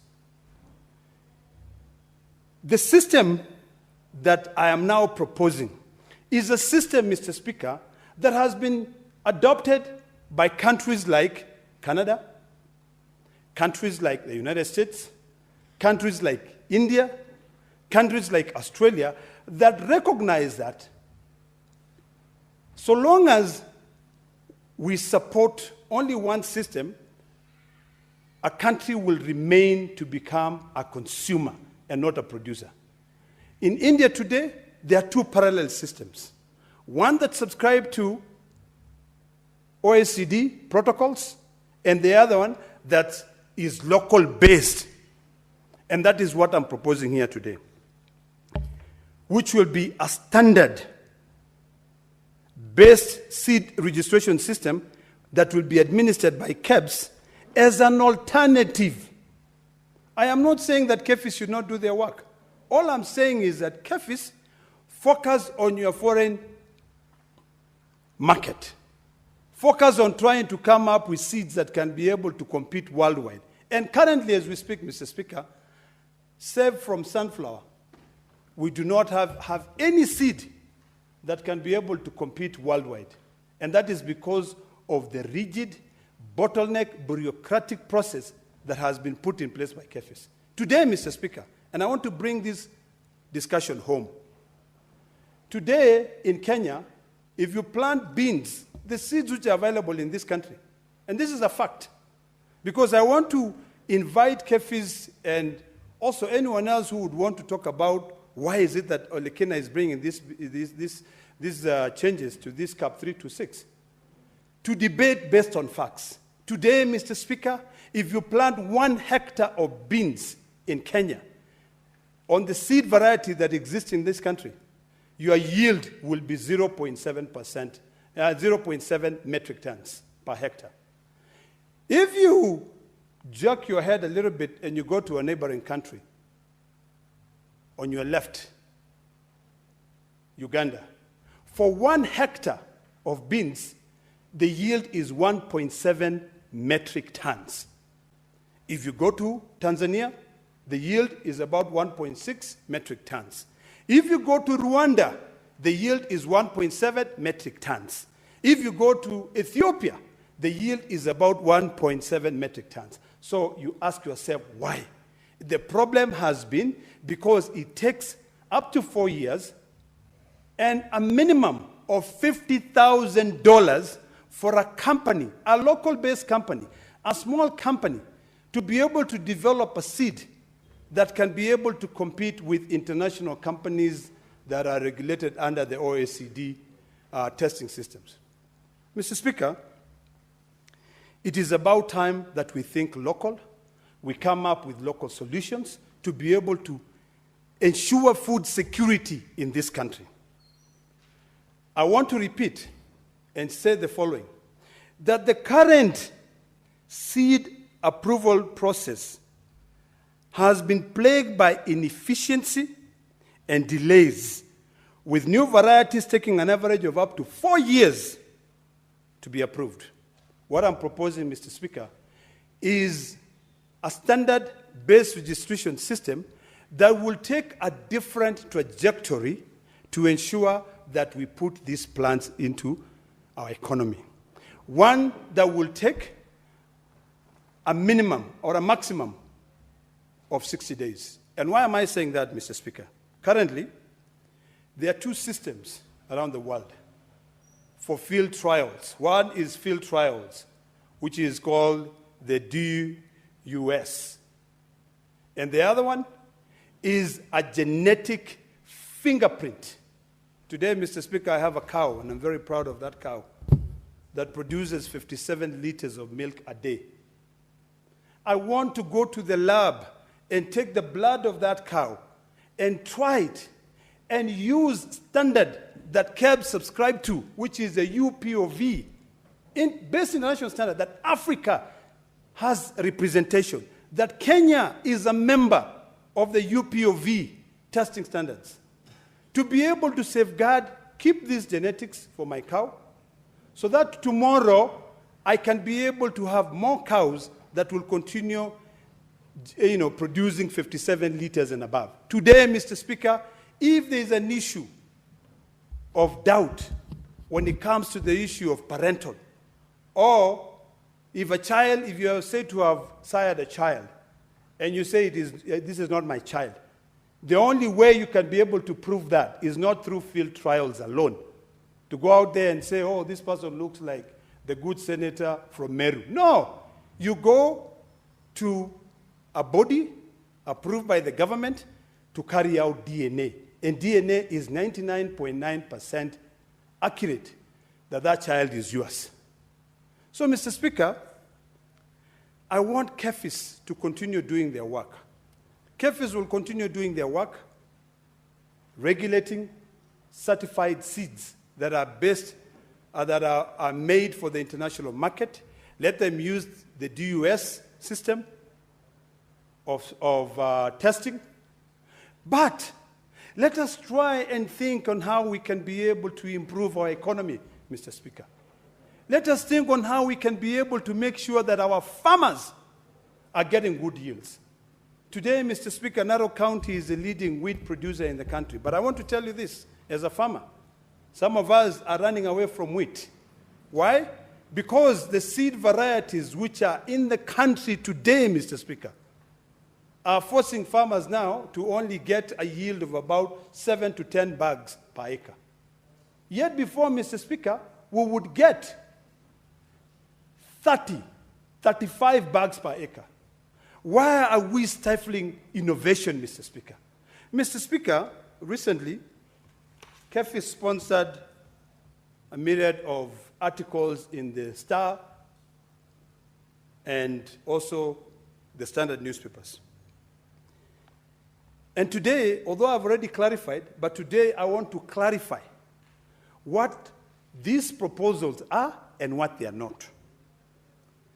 If we look at countries like Canada, USA, India, and Australia, They operate a dual seed system.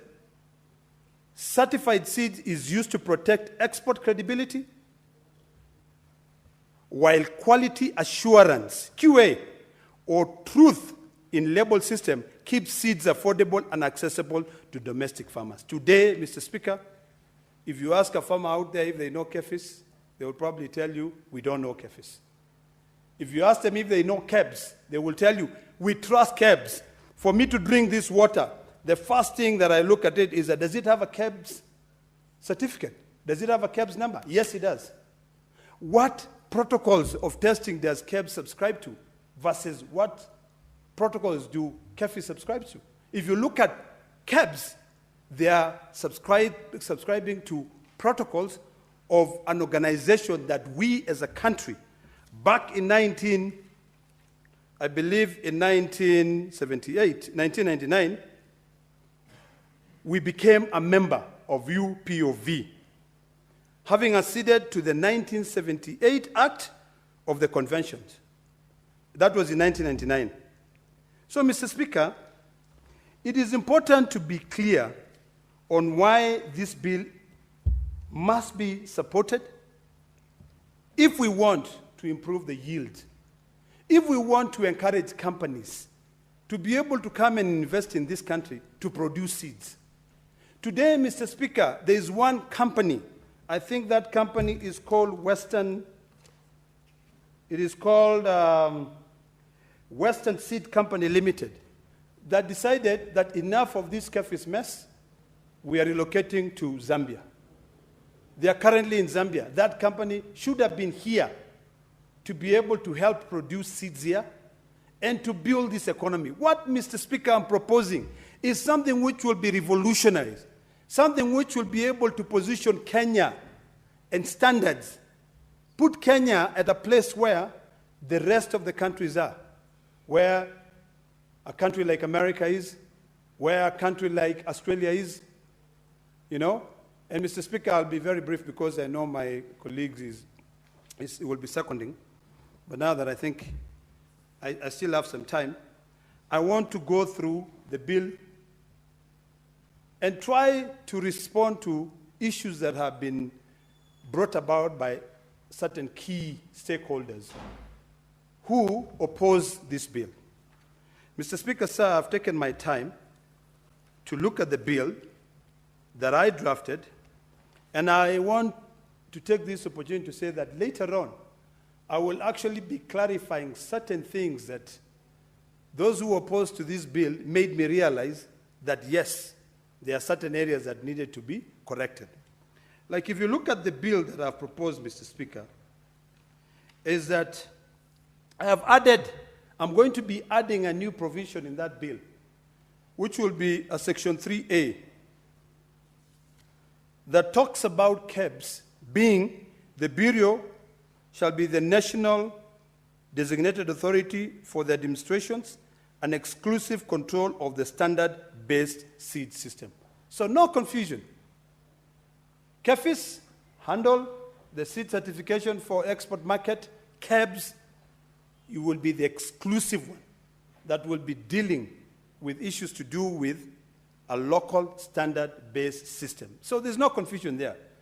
Number two, Mr. Speaker, some of the things that I will also be adding would be that I realize that in the bill, because we are rushing it, dealing with all the negativity, we refer to as the service. And KEFIS is the only service referred to as the service in definition by CAP 326. So in this case, we are going to be removing the word service and substituting it with the word bureau, so that it is clear that it is KEBS that is going to be.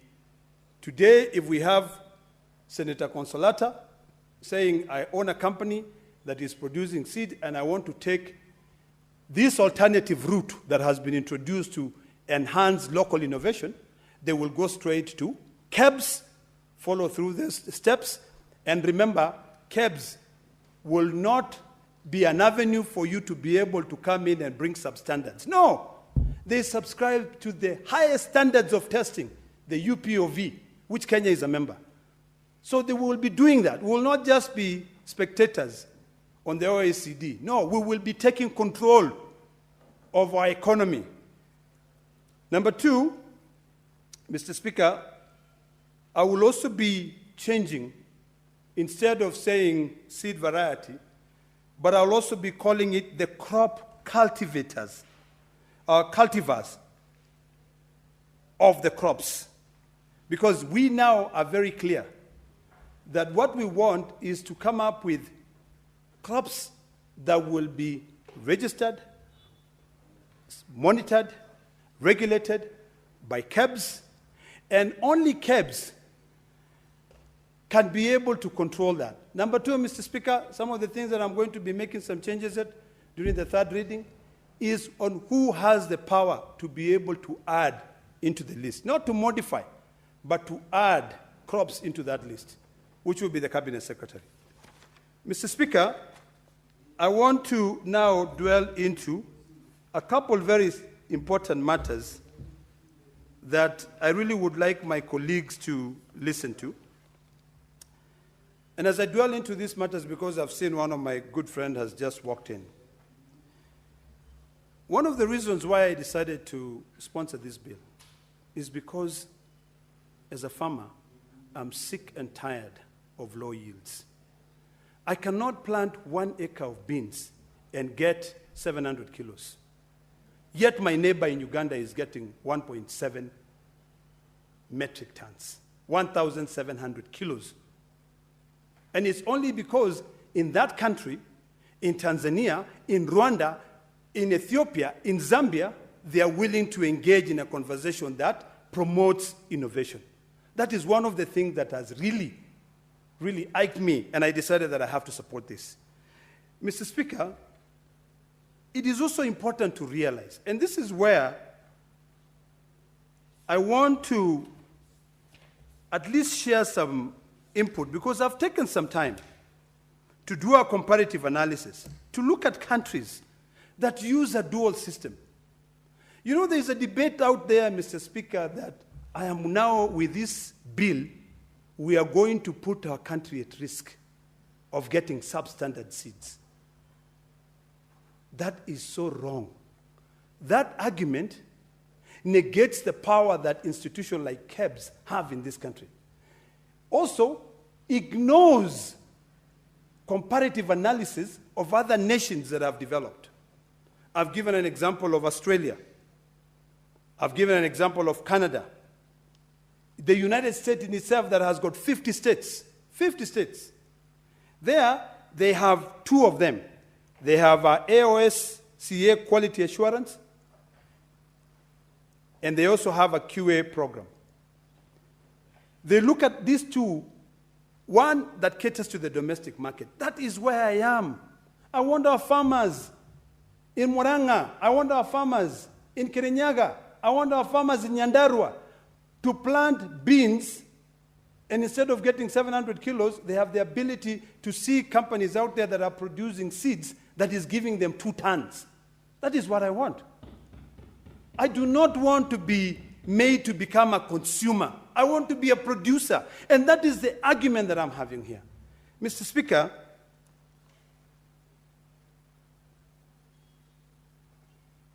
if you look at the system that KEFIS is emphasizing on and the argument that they're making, including an argument brought about by, and I'm happy that these stakeholders took the time to contribute to this bill. There's an argument which has been brought about by the Plant Breeders Association of Kenya, saying that they are opposed to this bill because of the following. They said that we are moving away from field trials to lab trials. And my question is this: are we still in the 19th century or are you in the 21st century? What that argument negates or forgot is that they made an assumption that field trials or DUS testing, which is the one which is promoted by OECD member, is the only way to be able to tell whether a seed is good. I am now saying it's about time that we think like the 21st century and ensure that we promote a genetic fingerprint. We will go to KEBS who subscribe to the UPV and will say, this seed, I'm finishing, this seed, we can follow the genetics and we can be able to see where it has come from. And most importantly, it will be Kenyan, promoted by Kenyan company. There's a huge fundamental misunderstanding, which is what I want to clarify. And I'll also get some more time during the replying to be able to clarify a few things. Those who are opposing the dual system ignores global practice, Mr. Speaker. You cannot say that a country like the United States of America that has recognized the importance of supporting innovations is wrong by saying we will have a system that only promotes our local products. You cannot say that. I'm happy to engage with the Plant Breeders Association of Kenya and demonstrate to them that we have both. We have the DUS system that focuses 100% on field trials, and we have the genetic fingerprint. That is very, very key. Genetic fingerprint. You cannot go wrong with a DNA test. It will show you. It will also, when you try them in a lab setting, and that is where we're going. Today we're talking about artificial intelligence. A lot of things that we sit down and we talk can be better on explained by Chat GPT. You might struggle and say, what am I going to do? How do I do this? And then you ask Chat GPT, how do I put this out here? And it will explain to you. So we cannot run away from innovation. We cannot run away from technology. We must embrace technology. Mr. Speaker, I want to plead with my colleagues because I realize that we don't have a lot of time. I want to plead with my colleagues to support this bill. And I'll summarize the reasons why. Number one, it is time for us to adopt a DNA fingerprint. It is time for us to support KEBS, which subscribe to UPV, that subscribe to very, very high standards of testing. It is time for us to get upset of the losses we are getting in our fields when we plant beans and you can only get 700 kilos, while your neighbor who have adopted a local system is getting almost 2 tons. It is time, Mr. Speaker, that we also take time to understand our history as a country, where we are going and where we've come from. If we continue living as a consumer nation, just to consume, we're never going to go anywhere. Things are changing around the world, Mr. Speaker. Now, when you live in America or when you live in the UK or even in Germany, there's a new narrative of go back home, go back home. So if you're sent to go back home and when you come here, you can only get 700 kilos of beans per acre, how will you survive? If you decide to pick farming as your bread and butter. I want to thank, Mr. Speaker, all those who supported this. And as I end in making my initial submissions on this bill,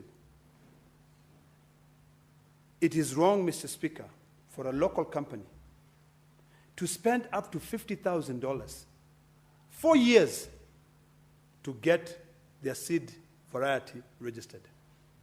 Yet, the actual cost is only $3,500. It is wrong, Mr. Speaker. And I'll give you certain statistics for me to be able to sit down. And this is the economic impact analysis that I've done on the importance of this bill, these amendments. If we allow a standard-based system, the efficiency level, which currently KEFI suffers from lack of efficiency, And I want to challenge you, go to KEFI's website and compare it with KEB's website. You will see the turn of event on how you can be able to do your registration of any product that you have. If we support this bill, Mr. Speaker, the efficiency level will jump up to 95%. In 6 months, you've introduced a new variety, you've gone out there, and you are bound to make sure that that variety of seed does well. Number two, Mr. Speaker, productivity growth. With this bill, there is a potential of 5.3 billion potential GDP increase from 15% agricultural productivity improvement. Because currently we are lacking behind, because what farmers are producing is not good enough. Number two, one of my biggest pet peeves, Mr. Speaker, is that our farmers currently are still using recycled seeds, recycled seeds, recycled seeds. Come on. Can we now get new variety which are homeborn? This bill will increase that by 30%. Finally, as I sit, today, Mr. Speaker, there are 17.2 million children in pre-primary, primary and secondary schools in Kenya. Today's school fees is estimated to be 215 billion, or $1.67 billion. The estimated benefit from improved seed access under this proposed bill, Mr. Speaker, would increase income for farmers and agricultural GDP, enabling Kenyans to cover its total annual school fees 3 times. We will end this debate of bursaries because farmers will be able to sell their produce and pay their kids' school fees. Mr. Speaker, I move this bill to be read a second time, and I kindly request Senator Segei to second. Senator Segei. Mr. Speaker, listening to the Honorable Olekina moving this bill, one would appreciate and understand the reasons behind this proposed amendment to the Seeds and Plant Varieties Act of 2012. Mr. Speaker, I would like to congratulate and appreciate the Honorable Olekina for such a timely move, not because of the statistics that he has given us, but because of the background that is laid out for us to be able to understand that it is not going to be a duplication of mandates and roles between Kenya Bureau of Standards and KEFIS, as those who are opposed to this bill have moved across, but to ensure that we align this law to the innovation, to the situation currently existing across the world, of having a dual system and process of certification of seeds for the benefits of agriculture and for the benefit of the world. Mr. Speaker, when you look at the KEFI's website, I have taken time to go through it and check a few of the basic details that gives a lot of information to this particular proposed amendment to the law. And under the mission of KEFIS, Mr. Speaker, part of their mission is to ensure that there is food security across the world, both quality of agriculture, input, and produce. Similarly, Mr. Speaker, they have also in their website proposed under some of the core values that one of them is innovation. Innovation, Mr. Speaker, comes with emerging issues and the development across the world.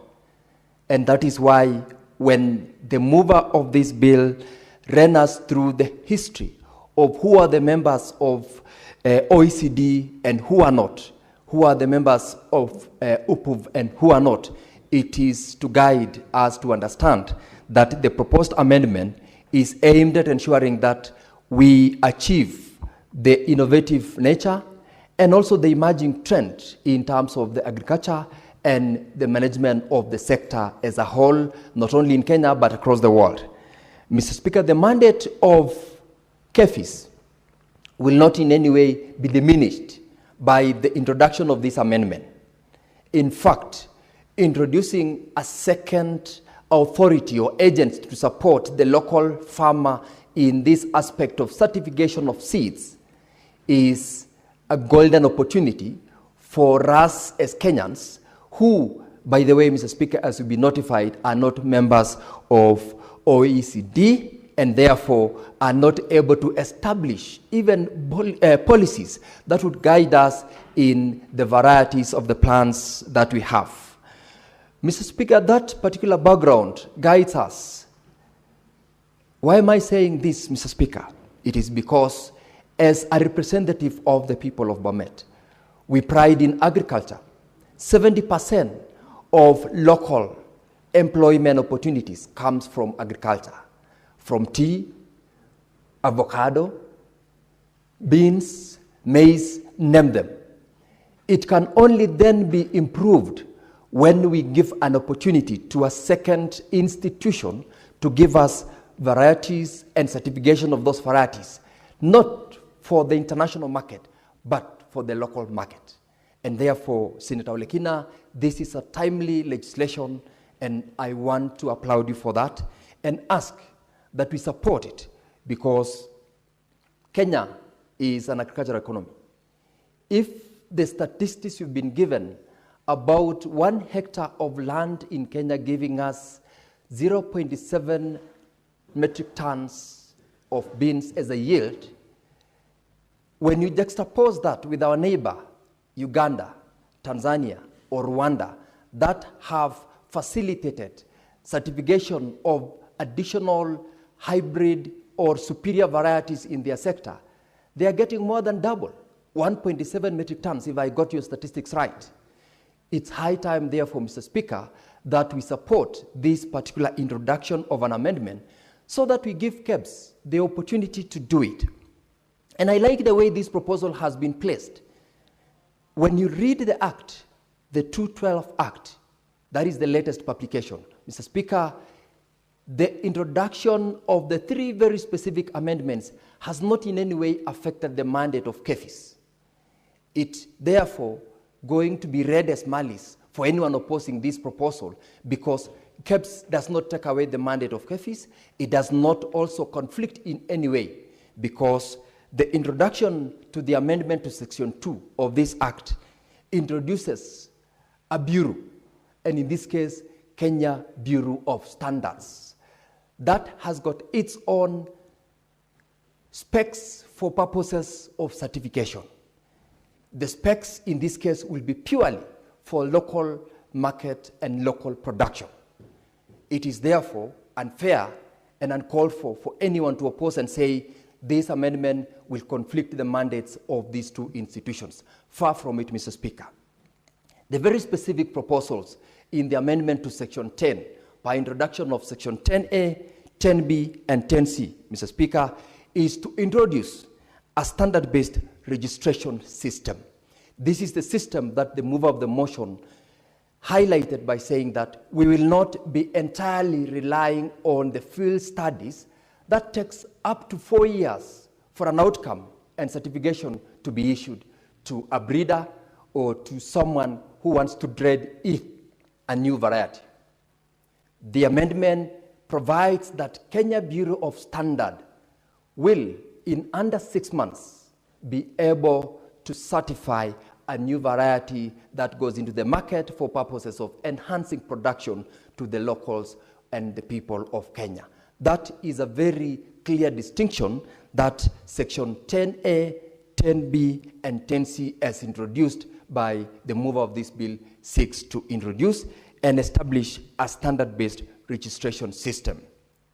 And lastly, Mr. Speaker, which is also very key, introduction of Section 11, which I must also congratulate Senator Olekina, because agriculture is a devolved function. KEFIS is not as much known as Kenya Bureau of Standards by Kenyans as we might want to influence. Very few of us know about KEFIS, but when you talk about Kenya Bureau of Standards, it has got pointers, it has got offices, it has got representation across the country, and most likely in almost all the 47 counties. Giving Kenya Bureau of Standards this mandate will facilitate a stop shop in every county for purposes of seeking this certification. And because agriculture is a default function, it is one way of making sure that we also support our local farmers in innovation, in developing new varieties, in ensuring that these new varieties go beyond the region they are coming from, because a region like Bomet and Narok have got almost similar climatic changes. The rain season is almost the same. One variety will serve the two counties, and that variety is not necessarily going to be good for someone in a cold area or a county like Nyandarua, which is a little bit cold and more fertile than the two counties.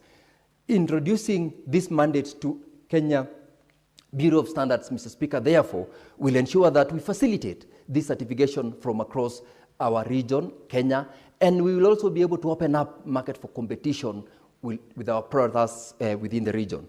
Mr. Speaker, we've been run through what happens across the world. Countries have changed. Members of OECD have got their position taken. They establish and set up policies which are for purposes of their member states. Kenya is not one of them. There is no way then we can expect KEFIs to run certification and standardization of varieties and seedlings or seeds with policies where we have not played a role as a country because we are not members of OECD. And the International Union for the Protection of New Varieties, UPOV, where Kenya is a member, will be the most strategic place where Kenya Bureau of Standards can now be able to call upon and establish its standards for purposes of certification, because Kenya has adopted those regulations under UPOV. And therefore, I would like to ask also that as we seek to support the innovation, as we seek to ensure that we become a consumer, not only a consumer market, but also a producer market, this actually speaks to the mandate and also the manifesto that the current government had in place, where we are seeking to enhance production rather than being a consumer country. If we remain where we are with KEFIs and OECD standards and policies and avoid introducing KEBS as one of other certification agencies, we will not be progressing. We will be continuing to consume rather than supporting the production in the sector. And more importantly, the fact that we are going to reduce the period of certification from up to 4 years with a cost which escalates to up to $50,000, we will be able to do this within a period of 6 months at a very reduced price.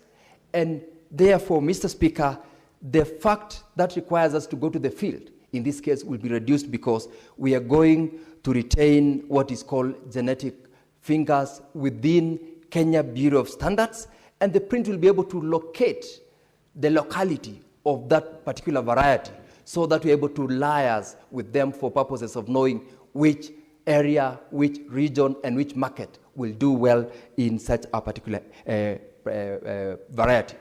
And last, Mr. Speaker, where companies have moved out of this country because of the cost of getting these varieties, it is going to be an opportunity for us to retain them in the country. We've been given an example of a company that has gone out of Kenya because of the bureaucracies, the time spent, and also the cost implication that goes through the entity that is under KEFIs.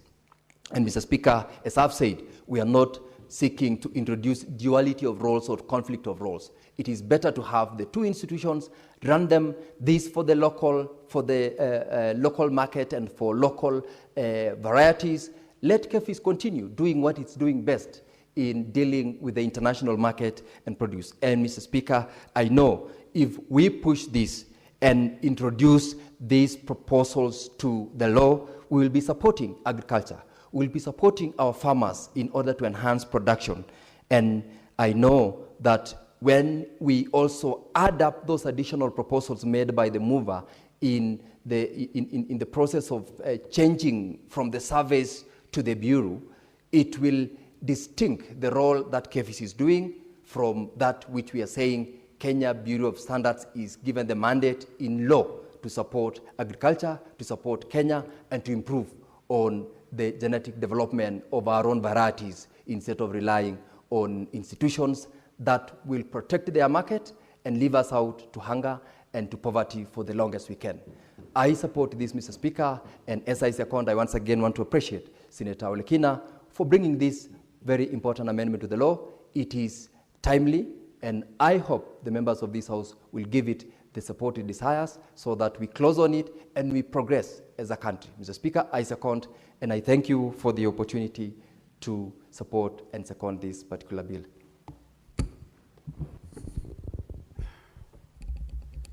Okay, honorable senators, I propose the question that the Seeds and Plant Varieties Amendment Bill, Senate Bills number 4 of 2025, be now read a second time.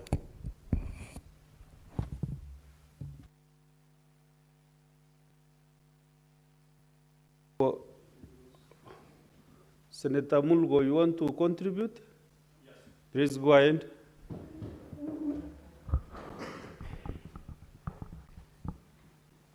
Thank you very much, Mr. Speaker, for giving me the opportunity to also congratulate my colleague, Senator Olekina, for the time he has put in research to be able to get all the details that he gave us the information. Once you visit US, for example, you get asked as to whether you are carrying agricultural products. And what the US Ministry of Agriculture is interested in is to protect products or agricultural products that are certified, and they know over history about the yield, about where it grows best, and so they want to they do not want to allow seeds that are not certified to enter into their country unless it is seeds that are approved by the Ministry of Agriculture. And therefore, certification of seeds is very important when it comes to production or yield in every given country and given area. And also, along with that protection is the fact that they don't want what is known to them, what they know the yield to be ruined by a foreign seed influence that they do not know, and so on. And also the fact that they want to continue with security of their seeds and of the production that they know of to be continued in the ministry. And therefore, what Olekina has shared with us is very important, because when we ensure that there is a research done on seeds that we plant, it gives us assurance and certainty that we are yielding enough food and enough seeds, and such that it will feed the country, for example, and we will be able to get enough to sell to other nations or other places that will be a market for the produce. Definitely, research is very necessary for seeds because it comes with a demand of verifications, and because there are several seeds, time must be put on it that research is done, so that the variance in seeds is established. And along with that is there is also the fact that some soils could be overused. And in the Bible, it says that you cultivate for 7 years, and after 7 years, you give soil a break for 7 years. And so that the soil begins to become fertile because there is need for rest of soil, there is need for protection of moisture so that the soil is not overworked and it begins to produce a very small yield. So some of those ideas could be put to made known to the customers, farmers, so that they know those facts about soil and also a variance of soil from area to area. For example, what the supporter of the motion said about Nyandarua. Nyandarua is not same as maybe Narok or West Pokot or Kitui. So study of soil also enhances knowledge about soil and about production. Also, research should be put on that so that what seed suits where known to the customers. Training is very important when it comes to seed production and seed variants. So training of the person and the experts that pass knowledge to the farmers and to those that deal with seeds must be trained very well so that they are experts of the field. And then that enhances economical gains because unless there is study put into it, they may not really be of much gain when it comes to economical strength that comes from the seeds. And then also we will be able to export seeds to other places as the speaker or producer mentioned about the difference between Uganda, Tanzania, and Kenya. That becomes a field that there is people who are experts and can know the variants. And then it brings us also food security. Food security, as you know, in Kenya sometimes becomes a challenge because of lack of expertise, lack of training, and people that are able to help the farmers to know how to produce and to know which seed fits where. And so I remember in Kapenguria, for example, Kapenguria has the elevation of Kiambu, and there is a certain maize seed that they plant, and those people that do not know the difference between elevation of Kiambu and elevation of Suswa will take seeds that would be planted in Kiambu and take to Suswa, and it just doesn't do it.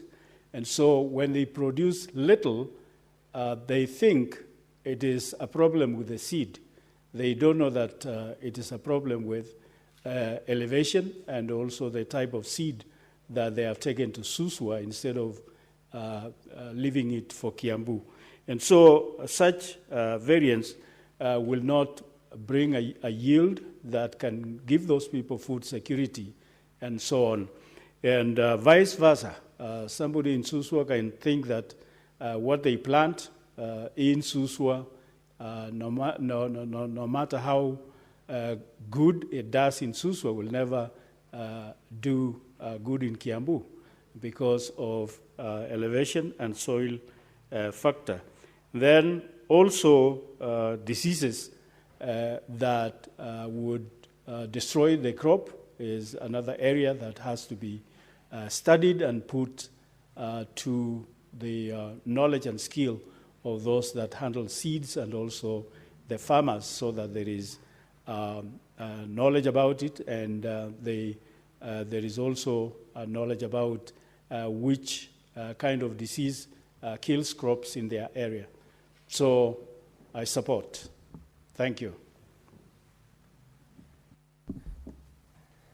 Thank you very much, Senator Mulgor. Now, there's a request that came and disappeared. It must have been by mistake. And so, Senator Wafula, I don't want to lock you out. Do you want to speak to this bill? All right, fine. In the absence of order, Senator Wafula, you're in the House. In the absence of any member interested in contributing further to this particular bill, I'll call upon the mover, Senator Olekina, to reply. Thank you, Mr. Speaker. Mr. Speaker, let me appreciate you and the distinguished senator from Baringo, West Pokot, sorry, for contributing and understanding what this bill is. I just want to reiterate, because I see the chair of... Senator Olekina, we're just about to get a representative from the county of Baringo. Just Oh, for your we're just, information, you're right. You're absolutely right. nomination But he's that currently was- representing both Baringo and West Pokot. And West Pokot. You know, he's actually doing that. I just want to be very clear and appreciate your sentiments, Mr. Speaker, and also the good senator from West Pokot for understanding what this bill is. I want Kenyans out there to know that this bill is not proposing to be able to open up our market into substandard seeds. What this bill is proposing is to enhance innovation locally and to allow a parallel system, one that does not only rely on OECD that sets international standards, but one that is closer to home, that recognizes the role played by UPOV, subscribing entities like Kenya, who is a member of the UPOV, of the highest standard, to be able to build their economy. Mr. Speaker, Canada as a country limits requirements which are required for export seeds compared to domestic. In fact, for the domestic market in Canada, there's a rigid system that protects that economy. But when you are producing for export, you are literally excused from having to comply with every single requirement that is set out by Canada. Mr. Speaker, as I reply, I just want to reiterate that the current seed certificate system managed exclusively by KEFIS is a significant bottleneck to agricultural innovations and productivity. And I say this because it is very rigorous. It takes, and I want to give you an example, and what it costs a producer. When you visit KEFIS, and these are facts, and I'm happy to be challenged on facts, the process is very clear. The moment you do your registration with KEFIS, that you now have a new seed, they put you through the DUS sort of like testing system, which is a field base. You go through the first session, second session, you know, and then now, ultimately, it will take you a minimum of 4 years. And the cost to the producer is $25,000 to $45,000. Local companies do not have that money. What we are proposing, Mr. Speaker, is something that will take a maximum of 9 months, 7 to 9 months. What is the cost? $3,500. Are we then saying that we don't want innovation, which are home-based? What we want is to be tied in to shackles of colonialism by these international bodies? Or are we saying that we too are local and we can be able to change our economic system? Mr. Speaker, I am simply proposing, and I thank God because the two distinguished senators who spoke on this matter recognize that this is not an avenue to be able to bring in substandards, but this is an avenue to build our DNA bank of local seeds. Today, Mr. Speaker, if you go to the UK, you will find seeds from Kenya. There is an international bank of all seeds around the world.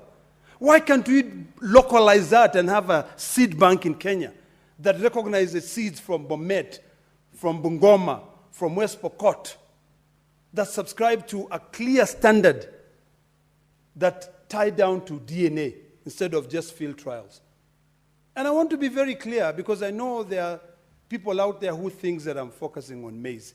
My bill is not related to any maize seeds whatsoever. I'm not even bothered with the maize seeds. I'm only bothered with seeds, legumes. You know, I'm a farmer, Mr. Speaker. I import grass. I import grains from Uganda. And it's cheaper than when it's available here for my cows to eat. With this seed, I will be able to grow them here, try the varieties here, and reduce that cost, and make sure that the milk that we sell there is cheaper. DNA has been proven worldwide as the only single solution to a problem that cannot be settled. I gave a good example. If a woman comes and says, Senator from West Pokot, Murgon, you fathered this child, and you say, I have not.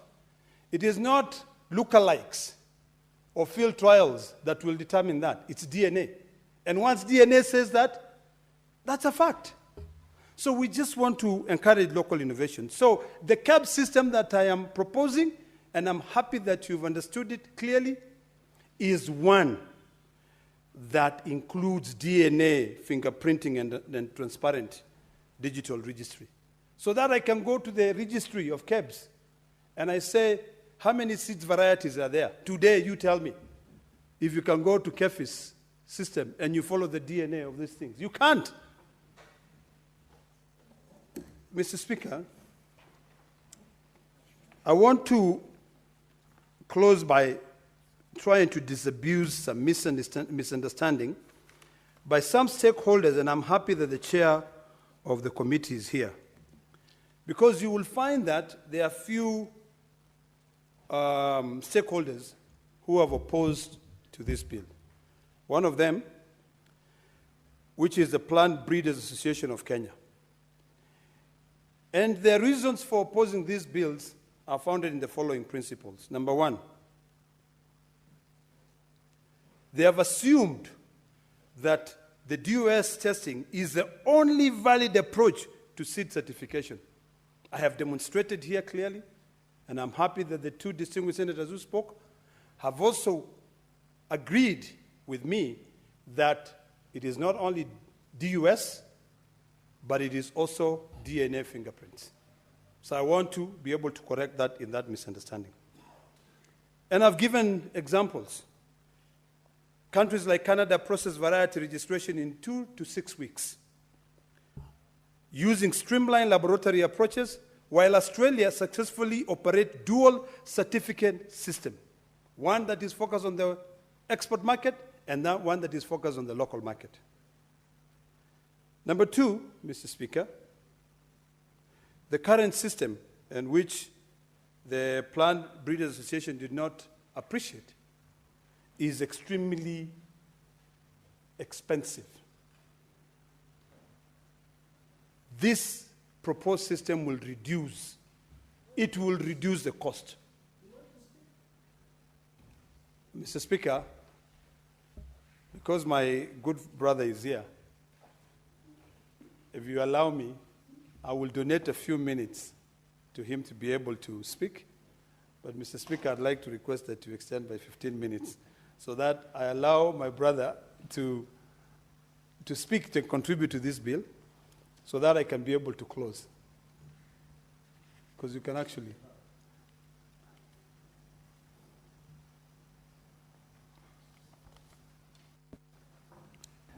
Very well, Senator Olekina. Yeah.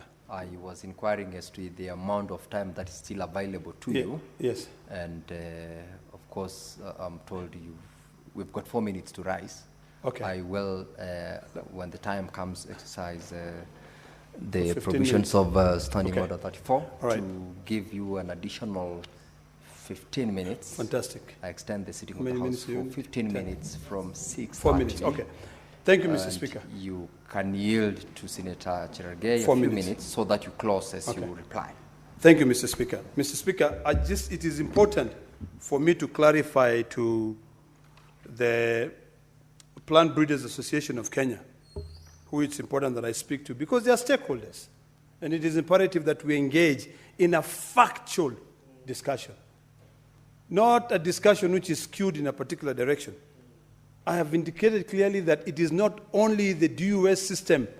Let us now introduce this DNA fingerprinting. Mr. Speaker, this stakeholder, PBAK, technical arguments, I consider them completely outdated. There are multiple scientific studies that demonstrate that laboratory seed quality test correlates well with field performance. So I want to encourage them to compare apples to apples, to look at countries like India. When we went to India, courtesy of KEFIS, we visited laboratories that were testing seeds varieties.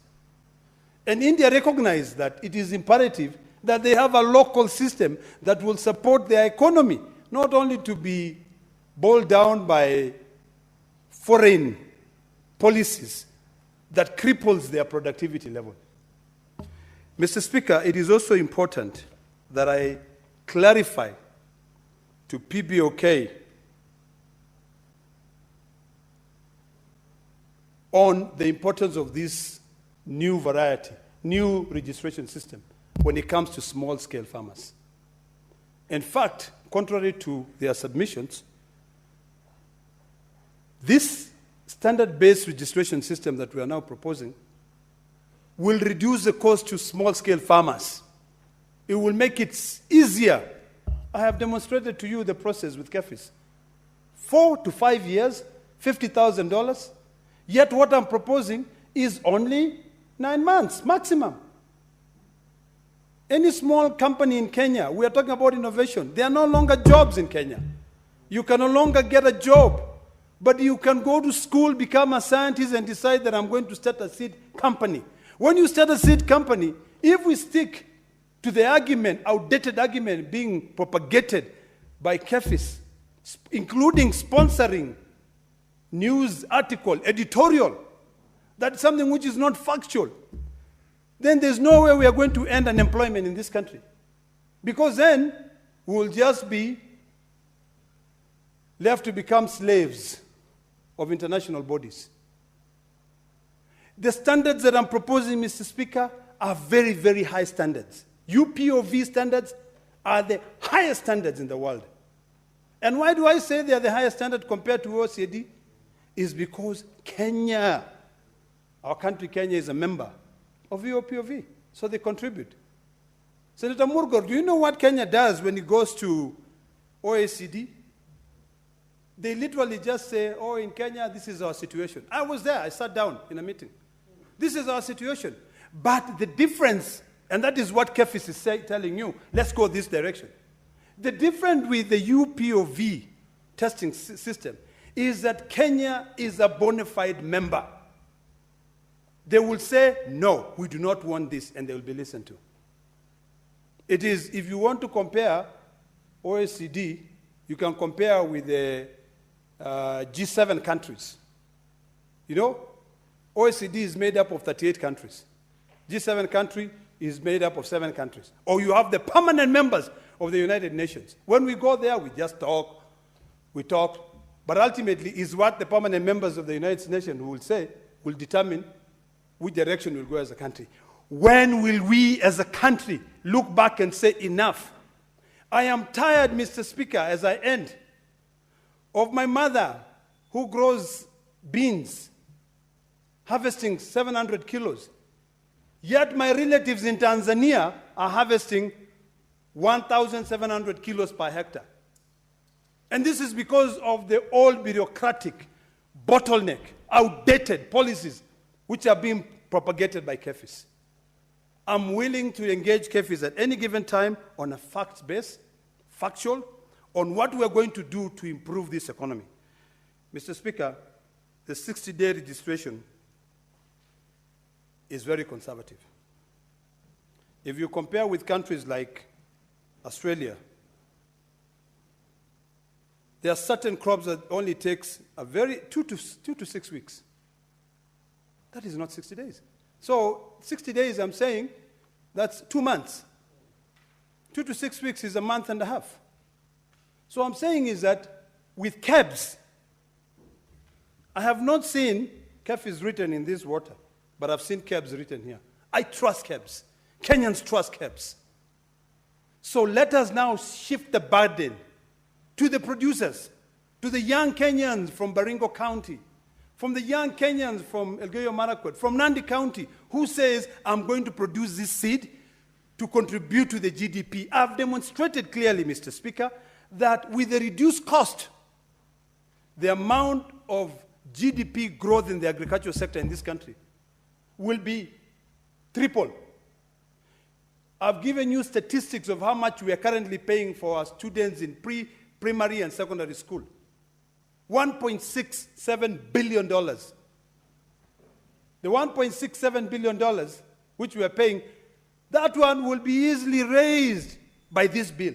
This bill will be the best thing that can happen to this country. It will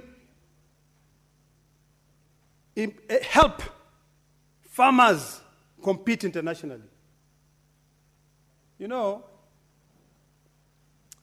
in the Maasai community, when a child is born, the mother, when the umbilical cord is cut, the mother tells you, "Bongal dauli no, my bongal alai. Hold your heart, I hold my heart." My dear colleagues, it's about time that we also hold our economy dear to us and support local innovation so that we can grow our economy. It is about time that we treat foreign bodies that comes in to try and control our seed industry as second class to our own innovations. As I sit, Mr. Speaker, let me reiterate, it is not, this bill does not seek to put Kenya at a disadvantage.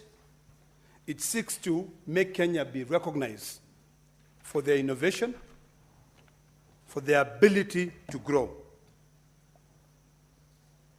I can assure you that a company like Western Seed, I think it's called Western Seed, let me check. This company that decided that they were tired of the bureaucracy at KEBS. It's called Western Seed Company Limited, a company which was based in Kitale. They got tired of the bureaucracy and the corruption at KEBS, at KEFIS, and decided we're moving to Zambia, where they are now thriving. I want this company to come back to Kenya and help innovation. I want to appreciate companies like Pure Seeds East Africa Limited for fully supporting this. I want to appreciate Kenchik for supporting this with their submissions. I want to appreciate companies like Bio. And you know, Mr. Speaker, as I end, Bio really assisted me. Because as a dairy farmer, the only thing I knew on what to do is to use my local knowledge, because I didn't study agriculture, use YouTube. But when I was now trying to get my milk in the market, Bio walked me through lab tests on the quality assurance, not field trials, lab tests. And they see the importance of this bill in terms of setting high standards for this country. So this bill, Mr. Speaker, is a bill that I believe will revolutionize the seed industry in this country. It will allow us to compete with our neighbors, Tanzania, Ethiopia, Uganda, who are dancing between 1.3 metric tons per hectare to 1.6 metric tons per hectare, to 1.7 metric tons per hectare. In fact, Mr. Speaker, nothing stops us from jumping up to 2.2 metric tons per hectare, making sure that we improve on our economy. Our people depend on their yield. It is sad, Mr. Speaker. Narok farmers are moving away from wheat. They're moving away from wheat. Because how do you, and you do the math, Mr. Speaker, you have 1 acre of land, you rent that acre, you lease that 1 acre of land for 7,000 shillings. You plow it for 3,000 shillings. That is 10,000 shillings. Then after you've done that, you harrow it for 2,000 shillings. That is 12,000. You do a second harrow for 2,000 shillings. That is 14,000 shillings. Then you now buy these seeds, which have been forced because of bureaucracy of KEFIS. You buy a bag at 5,000 shillings, even if you use that one bag in 1 acre. By the time you're done with spraying,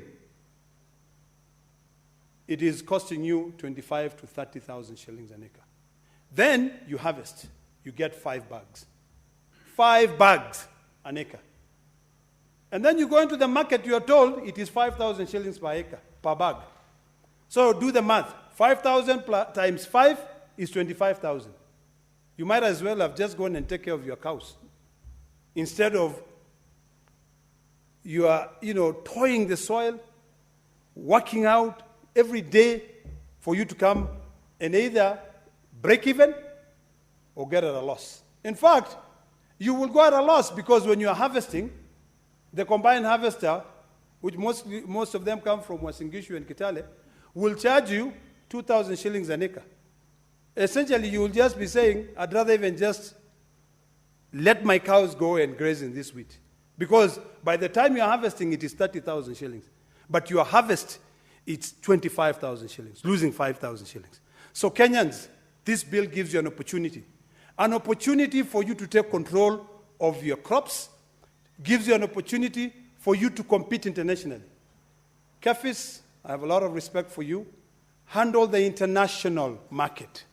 Maintain the international market. If we can improve and continue producing more sunflower seeds to be sent across the world, because do your math, do your research. I've taken my time to do my research, and I know what crops we export. And out of the crops that I'm talking about here, the only crops, and I'm not mentioning those crops here, those crops I'll leave it to KEFIS. It is only sunflower that we can say we export as a country. Everything else we import. I am tired of being a consumer. I want to be a producer. And this bill gives Kenyans an opportunity. So I want to ask Kenyans to support this bill. When we call for public participation, let us argue based on facts so that we can be able to improve our economy. And this is when we will get these African brains, these Kenyan brains, scientists who are currently living in fear abroad, can come back here, commit themselves, start local companies, produce their seeds, and make sure that we have billionaires and millionaires, and we feed this nation. DNA fingerprinting is the way to go. The standard-based registration system managed by KEBS is the way to go. And we will be an innovative nation. So, Mr. Speaker, before I reply, I think I have 5 minutes, so I'll give Senator Cherargei 4 minutes, and then the last 1 minute to just say the word I reply. Thank you, Mr. Senator Cherargei, keep in mind the fact that yes, you've got under 4 minutes. Mr. Speaker, we are under your mercy and your indulgence, so the Senator should not give direction. Mr. Speaker. Blame the mover of the bill. Okay. I gave him 15 minutes. Okay. Speaker, I just want, before I make two comments, is to pass my deepest condolences to you and the people of Jebunya in Jebalungu, Bomet County, for untimely demise of Emmanuel Kimutai, who unfortunately, allegedly was killed by the father. I hope you as a lawyer will ensure justice is done to the mother and that family, Mr. Speaker, and we arrest issues of domestic violence where we can. Secondly and finally, I want to support Senator Ledama, and I wish I was here early, but thank you for that indulgence. Us as maize farmers, Mr. Speaker, we are suffering. As we talk today, the maize prices seedlings is very expensive by Kenya Seed, courtesy of this inefficiency of KEFIS. Mr. Speaker, Senator Ledama, are you aware we cannot access seedlings of coffee in Nandi and across the country? We can access seedlings of beans, of seedlings of many things as farmers, where I come from, Mr. Speaker, in the Rift, because of only one thing, inefficiency of KEFIS. And that is why, Mr. Speaker, we are planting katumani, a crossbreed of seeds that we breed. And I want to tell Kenyans, Mr. Speaker, we are forced because of this inefficiency, bottlenecks that the KEFIS have introduced, Mr. Speaker, we are planting katumani maize in either South Rift and in North Rift that is encouraging disease-resistant maize, Mr. Speaker. And you and me grew up in the village. You have to, Senator Ledama, you have to pick the bigger maize, hang it in the kitchen for it to dry, and then you use katumani. I know Senator Wabwabi or Wabwabi, Wakubobi comes from plants maize. You have to hang, so that when time comes, you go to the shamba. Senator Ledama, we must confront KEFIS. Let us give the standardization and approval to Kenya Bureau of Statistics. Mr. Speaker, I was shocked when KEFIS tried to mislead Kenyans and farmers that what Senator Ledama wants to do is to undermine the integrity of seed approval process. It is far from the truth, Mr. Speaker. We want an efficiency. This is the change, Mr. Speaker, with the climate resistant. With the challenges of climate, Mr. Speaker, we must agree that we need seeds that will give us more yield, Mr. Speaker. Mr. Speaker, as we talk, we are approaching 60 million Kenyans. The issue of food security is at the core. The only way we must be innovative, we must come up with legislation that are progressive to ensure my farmers of maize, my farmers of tea, my farmers of coffee, Mr. Speaker, and other farmers, including even potatoes and many others, including seedlings, Mr. Speaker, we must agree, let us amend this law for the sake of that ordinary farmer who toils from morning to evening under sun, scorching sun, Mr. Speaker. I stand with this progressive law, Mr. Speaker. I would have said much, but because of the interest of time, and I think this bill should pass very fast with a supersonic speed so that our farmers can benefit. With those many remarks, Mr. Speaker, I support this bill. I thank you. So, Mr. Speaker, with the kind words from the distinguished senator, let me also, before I reply, express my condolences to the family of the departed, Derek Mutai? Emmanuel Kimtai of Chebunyo. May the good Lord grant your family the serenity to accept the things that they cannot change. Mr. Speaker, thank you very much. Thank you very much for the support on this bill, and I reply. Senator Olekina, could you also make the request for deferment of the putting of the question? Yep. 63. So, Mr. Speaker, because we don't have numbers, I want to request that the putting of the question be deferred and to a later date, and that is on Standing Order 66.3. Thank you, Mr. Speaker. Shall we rise? Honorable Senators, the putting of the question to that particular bill is hereby deferred pursuant to Standing Order 66.3 to a later date. And now, Honorable Senators, adjournment on late interruption of business under Standing Order 34.2a. Honorable Senators, it's now 6:45 p.m. and having concluded the business for which I extended the hours of sitting pursuant to Standing Order 34.2a, the Senate stands adjourned until tomorrow, Wednesday, 24th of September, 2025 at 9:30 a.m.